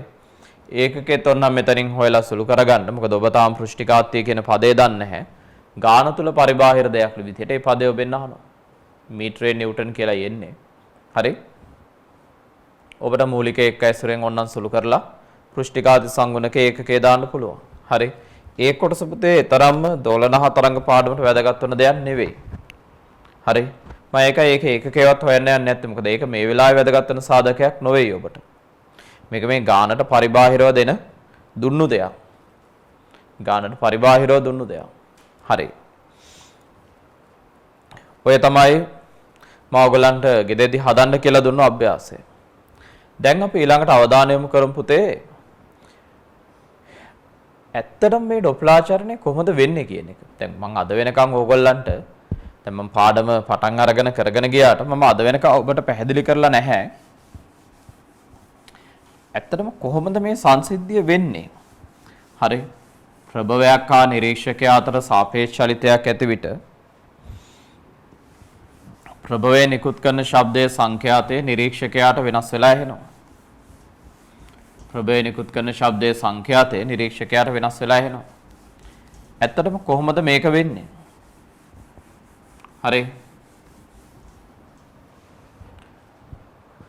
බලගන්න. පුතේ සාමාන්‍යයෙන් මිනිස්සෙක් ශ්‍රවණය කරන සංඛ්‍යාතය පිළිබඳව අපි සලකා බලද්දී සාමාන්‍යයෙන් මිනිස්සෙක් ශ්‍රවණය කරන සංඛ්‍යාතය පිළිබඳව අපි සලකා බලද්දී මිනිස්සෙක්ගේ කනට එන තරංගයක ඔහු ශ්‍රවණය කරන සංඛ්‍යාතය කියන්නේ මේකට.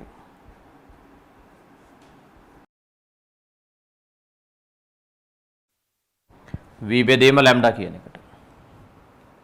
ඔහු ශ්‍රවණය කරන සංඛ්‍යාතය කියන්නේ v බෙදීම ලැම්ඩා. මේකේ v කියන්නේ මෙයාට සාපේක්ෂව ධ්වනි ප්‍රවේගයක්. නිරීක්ෂකයා නැත්තම් ශ්‍රවණය කරන්නාට සාපේක්ෂ ධ්වනි ප්‍රවේගයක්. ලැම්ඩා කියන්නේ පුතේ ඔහු වෙත ළඟාවන තරංගයේ තරංගායාමය. ඒතර ඔබ මගෙන් අහයි. ඒ කියන්නේ සාමාන්‍යයෙන් ඔහු වෙත ළඟාවන තරංගයේ තරංගායාමය වෙනස් වෙනවද? ඔව්.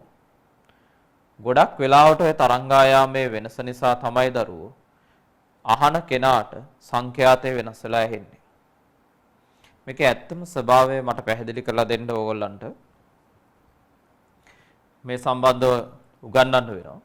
දැන් බලා ගන්න ඇත්තට මේක නැවත ඩොප්ලාචාරණය නිකන් මුලින් ඉඳන් ඉගෙනීමකට අනුරූපයි. මොකද මම මුලින් කළේ ඩොප්ලාචාරණ මූලික සමීකරණය දීලා ඒක පදනම් කරගෙන සම්බන්ධතා ගොඩනගලා ඒ ඇසුරෙන් සම්පූර්ණම ගැටලු විසඳීමේ ක්‍රියාවලියක් අවසන් කළා. හරිද? දැන් මම ආයසරයක් ප්‍රමූල ධර්මයේ දම උගන්වන්න යනවා. ඩොප්ලාචාරණය ප්‍රමූල මූල ධර්ම ඇසුරෙන් පැහැදිලි කිරීම. ඩොප්ලාචාරණය ප්‍රමූල මූල ධර්ම ඇසුරෙන් පැහැදිලි කිරීම. ලියන්න අලුත් රූලක.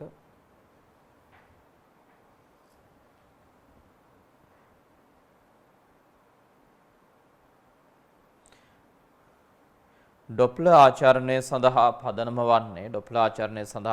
වන්නේ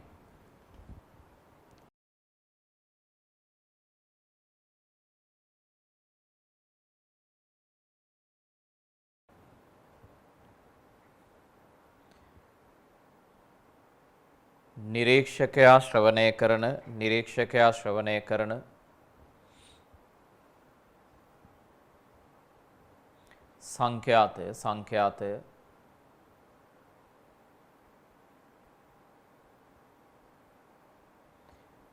නිකුත් කළ සංඛ්‍යාතයට වඩා වෙනස් වීමයි. නිකුත් කළ සංඛ්‍යාතයට වඩා වෙනස් වීමයි.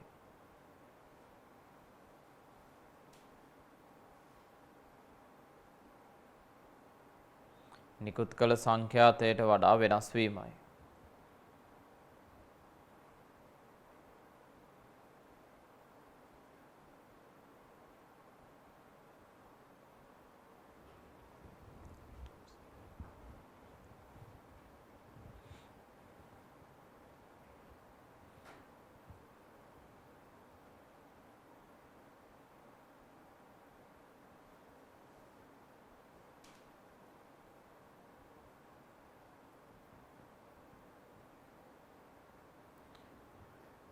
නිකුත් කළ සංඛ්‍යාතයට වඩා වෙනස් වීමයි.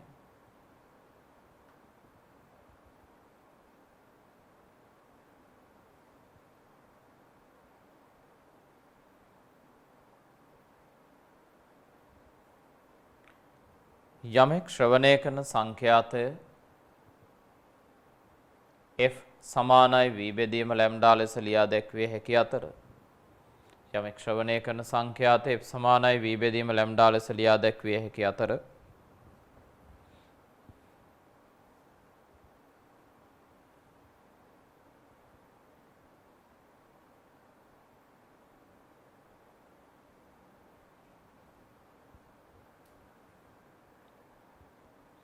v බෙදීම ලැම්ඩා ලෙස ලියා දැක්විය හැකි අතර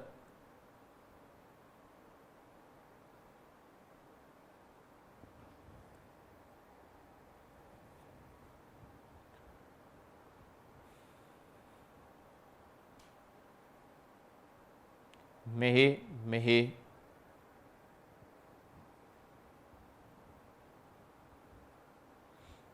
v යනු නිරීක්ෂකයාට සාපේක්ෂ ධ්වනි ප්‍රවේගයද මෙහි v යනු නිරීක්ෂකයාට සාපේක්ෂ ධ්වනි ප්‍රවේගයද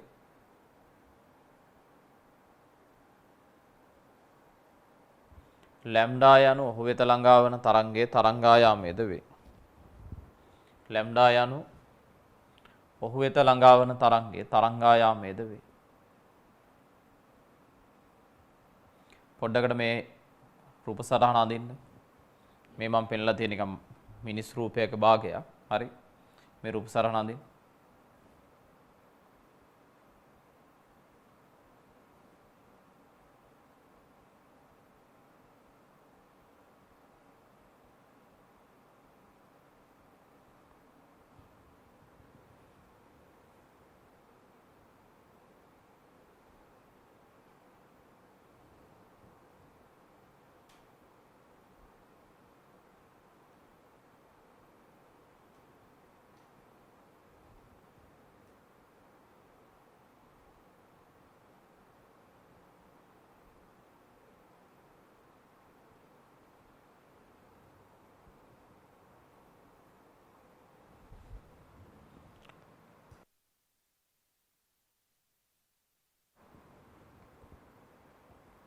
හරි.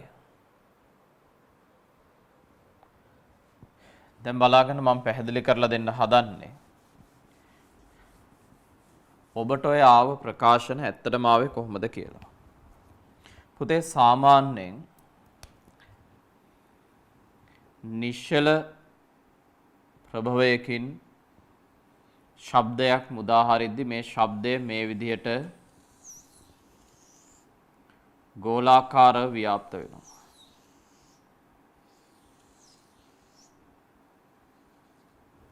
ඔය ශබ්දයේ විදිහට ගෝලාකාරව ව්‍යාප්ත වෙනවා. ඇත්තටම මෙලෙස ව්‍යාප්ත වෙද්දී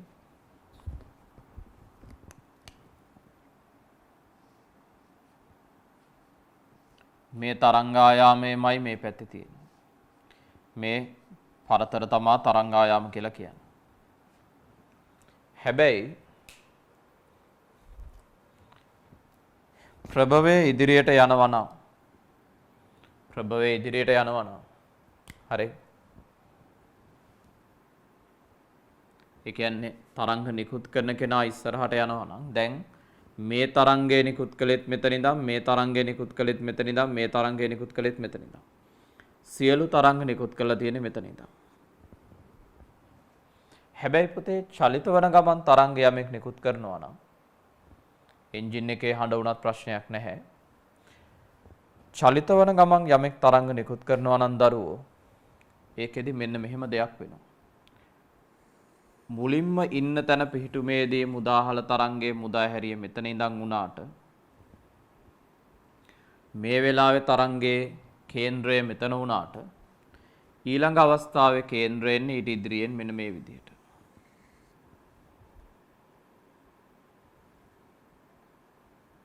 ඊළඟ අවස්ථාවේ කේන්ද්‍රය මේ විදිහට. ඊළඟ අවස්ථාවේ කේන්ද්‍රය මේ විදිහට. ඔන්න ඔය විදිහට තමයි තරංග ව්‍යාප්තිය එන්නේ. ඔය විදිහට තමයි තරංග ව්‍යාප්තිය එන්නේ. ඒ අනුව මෙහෙම තරංග ව්‍යාප්තියක් එද්දී ඔබට පේනවා ඇති ප්‍රභවය ගමන් කරන පැත්තේ තරංගවල තරංගායාමයේ අඩුවීමක්. අනිත් පැත්තට විහිදී යන තරංගයේ තරංගායාමයේ වැඩිවීමක්. හරි. ඒ අනුව ඔබ මේ පැත්තේ ඉඳන් හඬ අහන කෙනෙක් නම් ඔබ වෙත ලැබෙන තරංගවල තරංගායාමය අඩු වෙනවා. ඔබ මේ පැත්තේ ඉඳන් හඬ අහන කෙනෙක් නම් ඔබ වෙත ලැබෙන තරංගවල තරංගායාමය වැඩි වෙනවා. දැන් පැහැදිලිනේ අර සමීකරණයට අනුව නිකුණුත් තේරෙන්න ඕනේ. නිරීක්ෂකයාට සාපේක්ෂ ධ්වනි ප්‍රවේගය කොහොමවත් ඔබ නිශ්චල නම් වීමනේ. ඔබ වෙත ළඟා වෙන තරංගයේ තරංගායම මේ පැත්තේදී නිවැරදි අගයට වඩා අඩුයි. ඒ නිසා ඔබට වැඩි සංඛ්‍යාතයකුත් මේ පැත්තේදී නිවැරදි අගයට වඩා වැඩි. ඒ නිසා ඔබට අඩු සංඛ්‍යාතයකුත් ශ්‍රවණය වෙනවා. ඕක තමයි සිද්ධ වෙන්නේ. හරි. ලියන්න.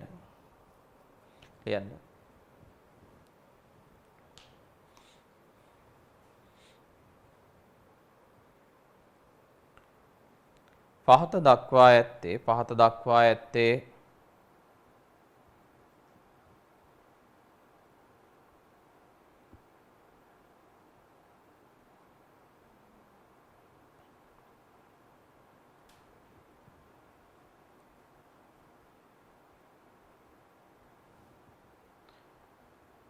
ප්‍රභවයක් නිශ්චලව සිටින විටදී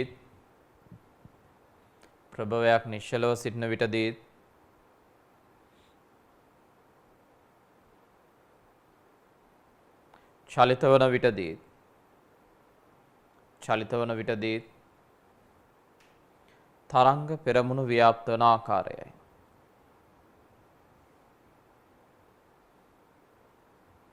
තරංග පෙරමුණු ව්‍යාප්ත වන ආකාරයයි.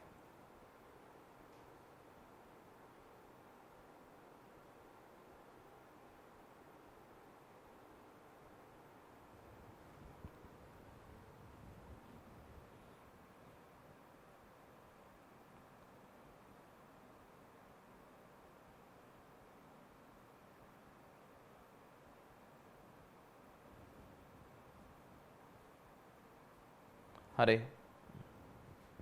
මේ නිශ්චල විට මේ චලිත වන විට. හරි. මේ දෙක ඇඳ ගන්න.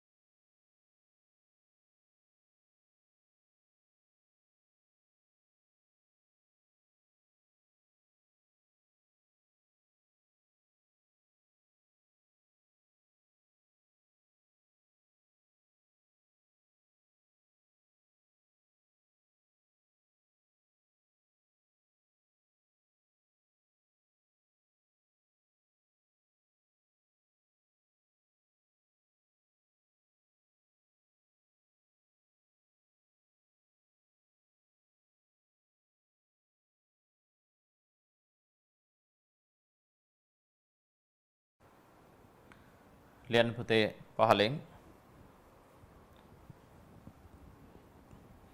මේ රූප සටහනේ මේ දෙපැත්ත AB කියලා නම් කරන් පොඩ්ඩක්.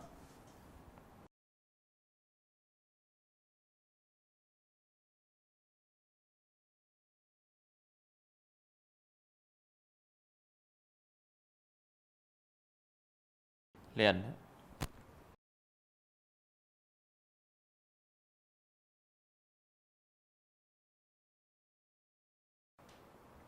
ප්‍රභවයේ චලිත වන විට නිරීක්ෂකයා ඒ ලක්ෂයේ සිටින්නේ නම්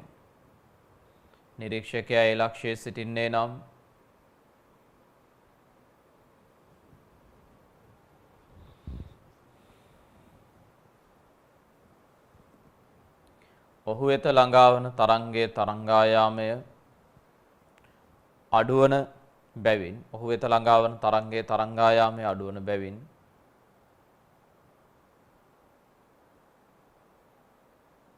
ඔහුට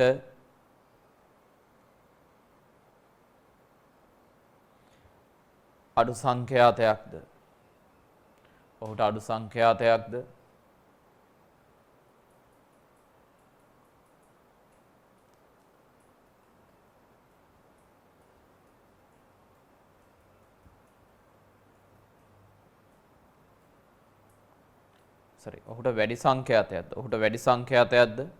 ඔහුට වැඩි සංඛ්‍යාතයක්ද නිරීක්ෂකයා B වල සිටින්නේ නම් නිරීක්ෂකයා B වල සිටින්නේ නම්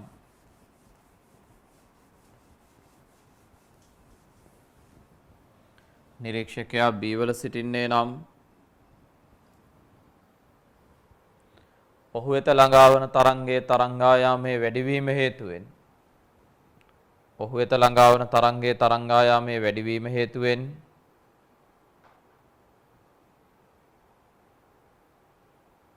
ඔහුට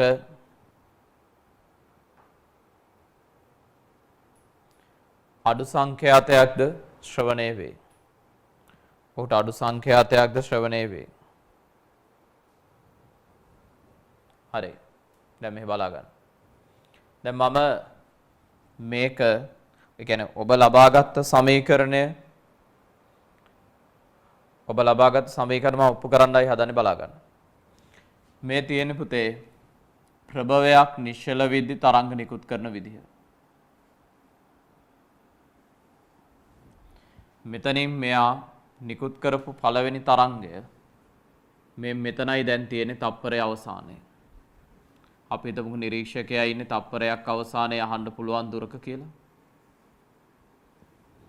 මේ තමයි ප්‍රභවයෙන් තප්පරයේ ආරම්භයේ නිකුත් කරපු තරංගය. එයා මාධ්‍ය තුල ධ්වනි ප්‍රවේගයට සමාන ප්‍රවේගයෙන් v දුරක් ගිහිල්ලා මම මාධ්‍ය තුල තරංග ප්‍රවේගය v කියලා ගන්නවා.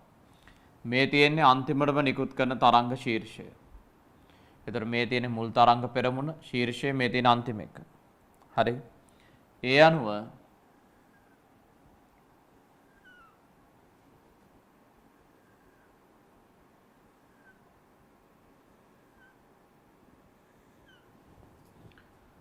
ඔන්න ඔය විදිහට තරංග පෙරමුණු පිහිටනවා. පුතේ තරංග පෙරමුණු කියන්නේ මේ මෙහෙමයි. දැන් මෙහෙම තරංගයක් තියෙනවා නම් තරංග පෙරමුණු කියන්නේ මේවට. මේ අතර පරතරය තමයි තරංගායාමය වෙන්නේ. හරි.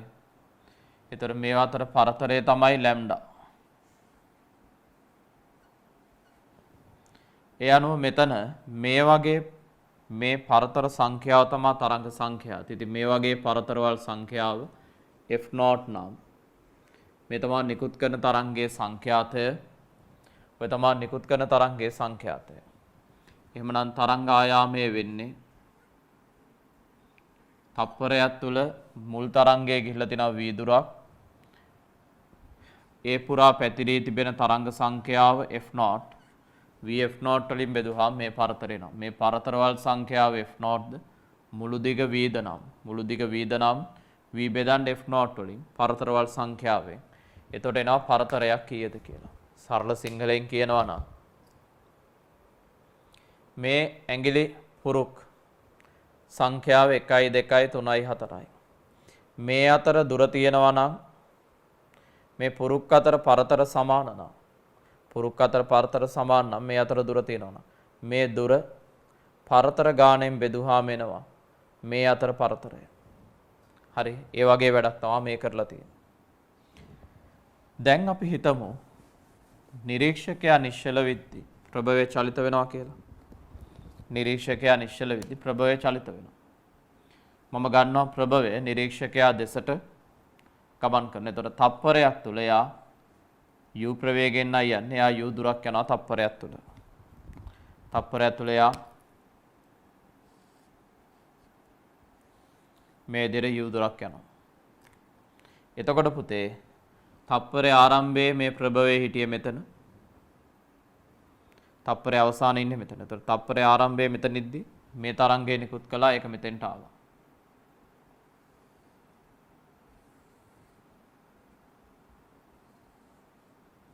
හරි. තප්පරේ අවසානයේදී මේ නිකුත් කරපු තරංගය මෙතන තියෙනවා. ඒ අනුව මේකෙදී මෙන්න මේ විදිහට ওই තරංග පෙරමුණු සංඛ්‍යාව පිහිටනවා.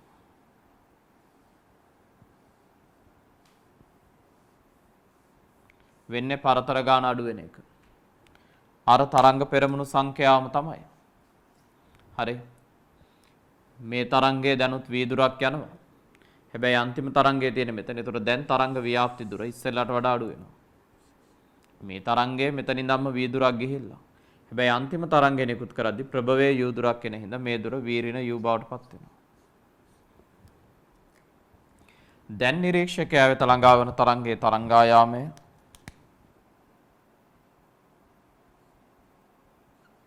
ඉස්සෙල්ලාට වඩා වෙනස් වෙනවා. දැන් තරංගායමය වෙන්නේ වීරින යූ බෙදීම පරතර සංඛ්‍යාවත් සංඛ්‍යාත F නෝ. එනම් මොහු ශ්‍රවණය කරන සංඛ්‍යාතය වෙන්නේ නිරීක්ෂකයාට සාපේක්ෂ ප්‍රවේගය. නිරීක්ෂකයාට සාපේක්ෂ ප්‍රවේගය. හරි නිරීක්ෂකයා නිශ්චලයිනේ. නිරීක්ෂකයාට සාපේක්ෂ ධ්වනි ප්‍රවේගය වීමයි. බෙදන්න ඒ වෙත ළඟා වන තරංගයේ තරංගායාමය.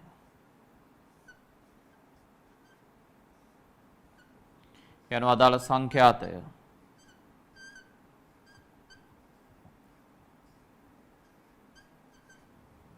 ඔන්න ඔය විදිහට ලියන්න පුළුවන්. v බෙදීම වීරින u වතාවක් f not කියලා ලියා දක්වන්න පුළුවන්. v බෙදීම වීරින u වතාවක් f not කියලා ලියා දක්වන්න පුළුවන්. හරි. හරි. ලියාගමු හරියට.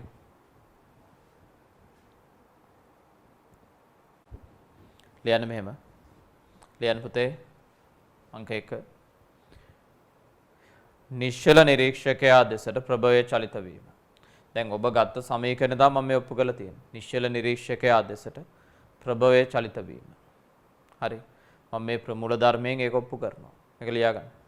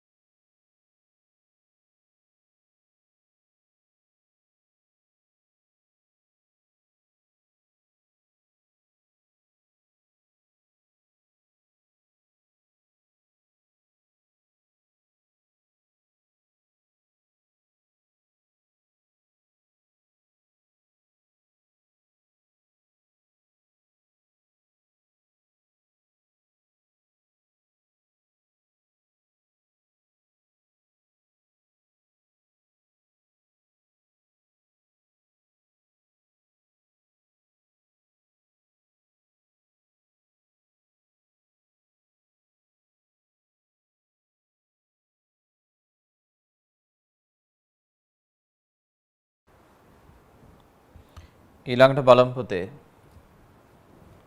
මේකෙදී තරංග නිකුත්කරණය හරි තරංග නිකුත්කරණය නිරීක්ෂකයාගෙන් ඉවතට ගියොත් මොකද වෙන්නේ කියලා.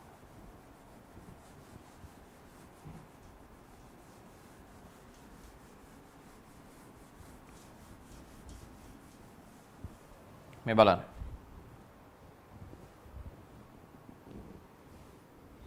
මෙන්න මේකයි වෙන්නේ. මෙයා මෙහෙට ගියොත් කියන්නේ මේ පැත්තට යනවා නම් තප්පරයක් තුල ගිය දුර u නම් ප්‍රවේගය u නේ. පළවෙනි තරංගය නිකුත් කරන්නේ මෙතන ඉඳන් එතකොට ඒක මෙතන තියෙනවා. අන්තිම එක නිකුත් කරන්නේ මෙතන ඉඳලා. අපිට වැදගත් මෙහෙට යන තරංගනේ. එතකොට මේ දුර v නේ. තප්පරය තුල මේ තරංගයේ ගිය දුර.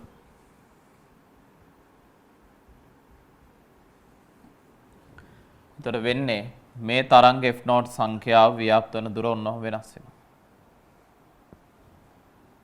හරි.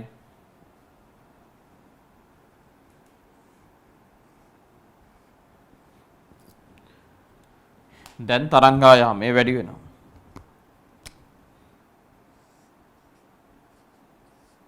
දැන් අර තරංග f0 සංඛ්‍යාව ව්‍යාප්ත වෙලා තියෙන්නේ v ධන u දුරක.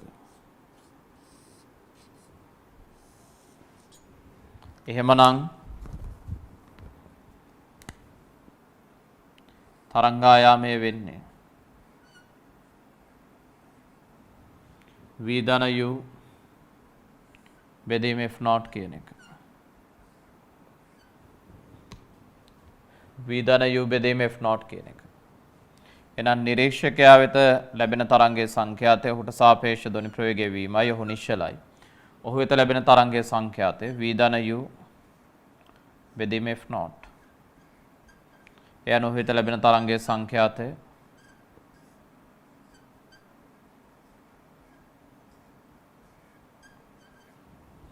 ඔන්න ඔය විදිහට ලියන්න පුළුවන්. ඔහු වෙත ලැබෙන තරංගයේ සංඛ්‍යාතය මේ විදිහට ලියා දක්වන්න පුළුවන්. හරි. ඔක තමයි මේකේ ස්වභාවය. හරි මේ තමයි නිරීක්ෂකයා වෙත ලැබෙන තරංගයේ සංඛ්‍යාතය. හරි. දැන් ඔබට පේනවා ඇති හොඳින් අහගන්න මේ අවස්ථා දෙකේදී ප්‍රභවයේ නිරීක්ෂකයා දෙසට යද්දි ප්‍රභවයේ නිරීක්ෂකයා ඉවතට යද්දි නිරීක්ෂකයා වෙත ලැබෙන තරංගයේ තරංගායාමය වෙනස් වෙනවා. හොඳින් මතක තියාගන්න. ඊටාම වැදගත් කරුණක් සිද්ධාන්තයක්. පුතේ ප්‍රභවය චලිත වුණොත් පමණයි නිරීක්ෂකයා වෙත ලැබෙන තරංගයේ තරංගායාමය වෙනස් වෙන්නේ. ප්‍රභවය චලිත වුණොත් විතරයි නිරීක්ෂකයා වෙත ලැබෙන තරංගයේ තරංගායාමය වෙනස් වෙන්නේ. ප්‍රභවය චලිත වුණොත් විතරයි නිරීක්ෂකයා වෙත ලැබෙන තරංගයේ තරංගායාමය වෙනස් වෙන්නේ. හරි? හරි. මේ ටික පිළියාගමු. ලියන්න අංක 2. ප්‍රභවය නිරීක්ෂකයාගෙන් ඉවතට චලිත වීම. දැන් අර ඔබ ඔප්පු කරපු සමීකරණ කියන්නේ ඔබ ලබාගත් සමීකරණේ මම ප්‍රමූල ධර්ම වලින් ඔප්පු කරලා පෙන්නනවා. ලියන්න. ප්‍රභවය නිරීක්ෂකයාගෙන් ඉවතට චලිත වීම. ප්‍රභවය නිරීක්ෂකයාගෙන් ඉවතට චලිත වීම. හරි. මේක ඇඳලා ලියා ගන්න පුතේ. මේක ඇඳලා ලියා ගන්න.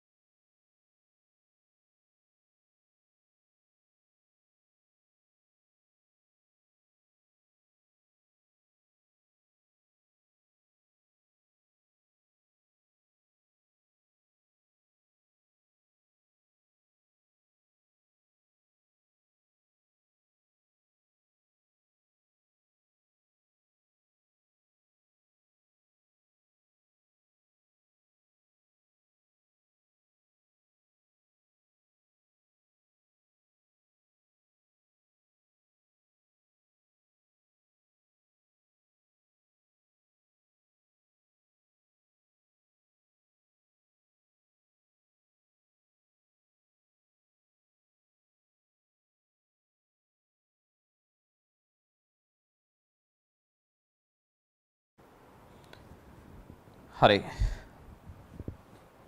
දැන් බලන්න පුතේ ඊළඟට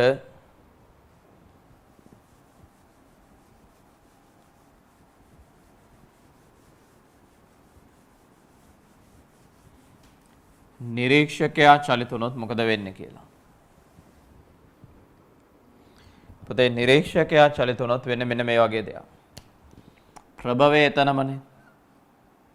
ප්‍රභවය එතනම නම් තප්පරයේ ආරම්භයේ නිකුත් කරපු තරංග පුඩුව මෙතනමයි පෙරමුණ. අවසන් තරංගය මෙහිමයි. හැබැයි ඔය අතර කාලය තුල නිරීක්ෂකයා ඉස්සරහට එන හින්දා එයා වෙත එන්න කලින් එයා සමහර තරංග ග්‍රහණය කරගන්නවා. දැන් එයා මෙතන නිශ්චලව හිටියානම් පුතේ තප්පරය තුල නිකුත් වෙන මේ තරංග ටික එයාගේ කම්බරේ වදින්නේ ඊළඟ තප්පරේනේ. තප්පරය තුල නිකුත් වෙන මේ තරංග ටික එයාගේ කම්බරේ වදින්නේ ඊළඟ තප්පරේදී. මේ තප්පරය තුල එයාගේ කම්බරේ වැදුනේ මේ වගේම මීට කලින් තප්පරේ විහිදුණු තරංග ටික. මේ තප්පරය තුල එයාගේ කම්බරේ වැදුනේ මීට කලින් මේ විදිහට විහිදුණු තරංග ටික. මේ තරංග ටික එයාගේ කම්බරේ වදින ඊළඟ තප්පරේදී. හැබැයි ඔහු මෙහෙට ආවොත් කලින් තප්පරේදී නිකුත් වූ මේ වගේ තරංග පෙරමුණු ටිකත් කම්බරේ වදින අතරේ ඊළඟ තප්පරේ එන්න ඉන්න ටිකකුත් ග්‍රහණය කරගන්නවා. ඊළඟ තප්පරේ එන්න ඉන්න ටිකකුත් ග්‍රහණය කරගන්නවා. ඒ නිසාවෙන් ඔහුට වැඩි තරංග සංඛ්‍යාවක් අහන්න ලැබෙනවා. ඔහුට වැඩි තරංග සංඛ්‍යාවක් අහන්න ලැබෙනවා.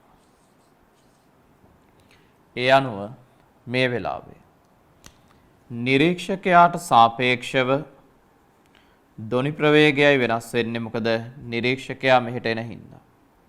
ඒ අනුව මේ ධ්වනි ප්‍රවේගයේ v ධන u බවට පත් වෙනවා.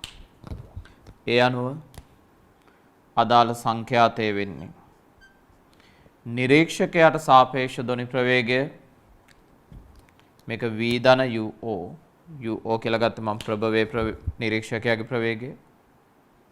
තන් මේක උන්නම් uම කියලා තියාගන්න. හරි. v ධන u නිරීක්ෂකයාට සාපේක්ෂ ධ්වනි ප්‍රවේගය බෙදන්න.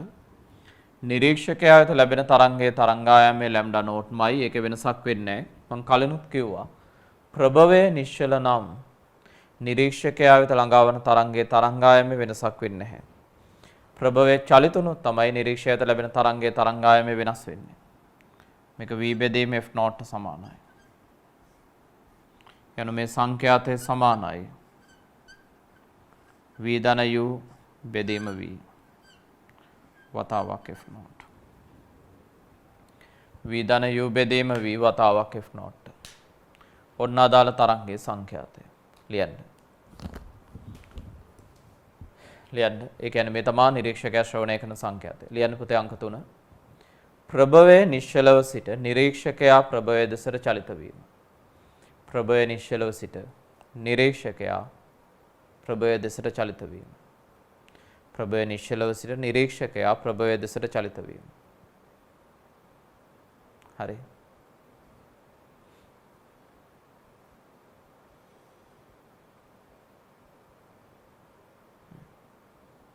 හරි.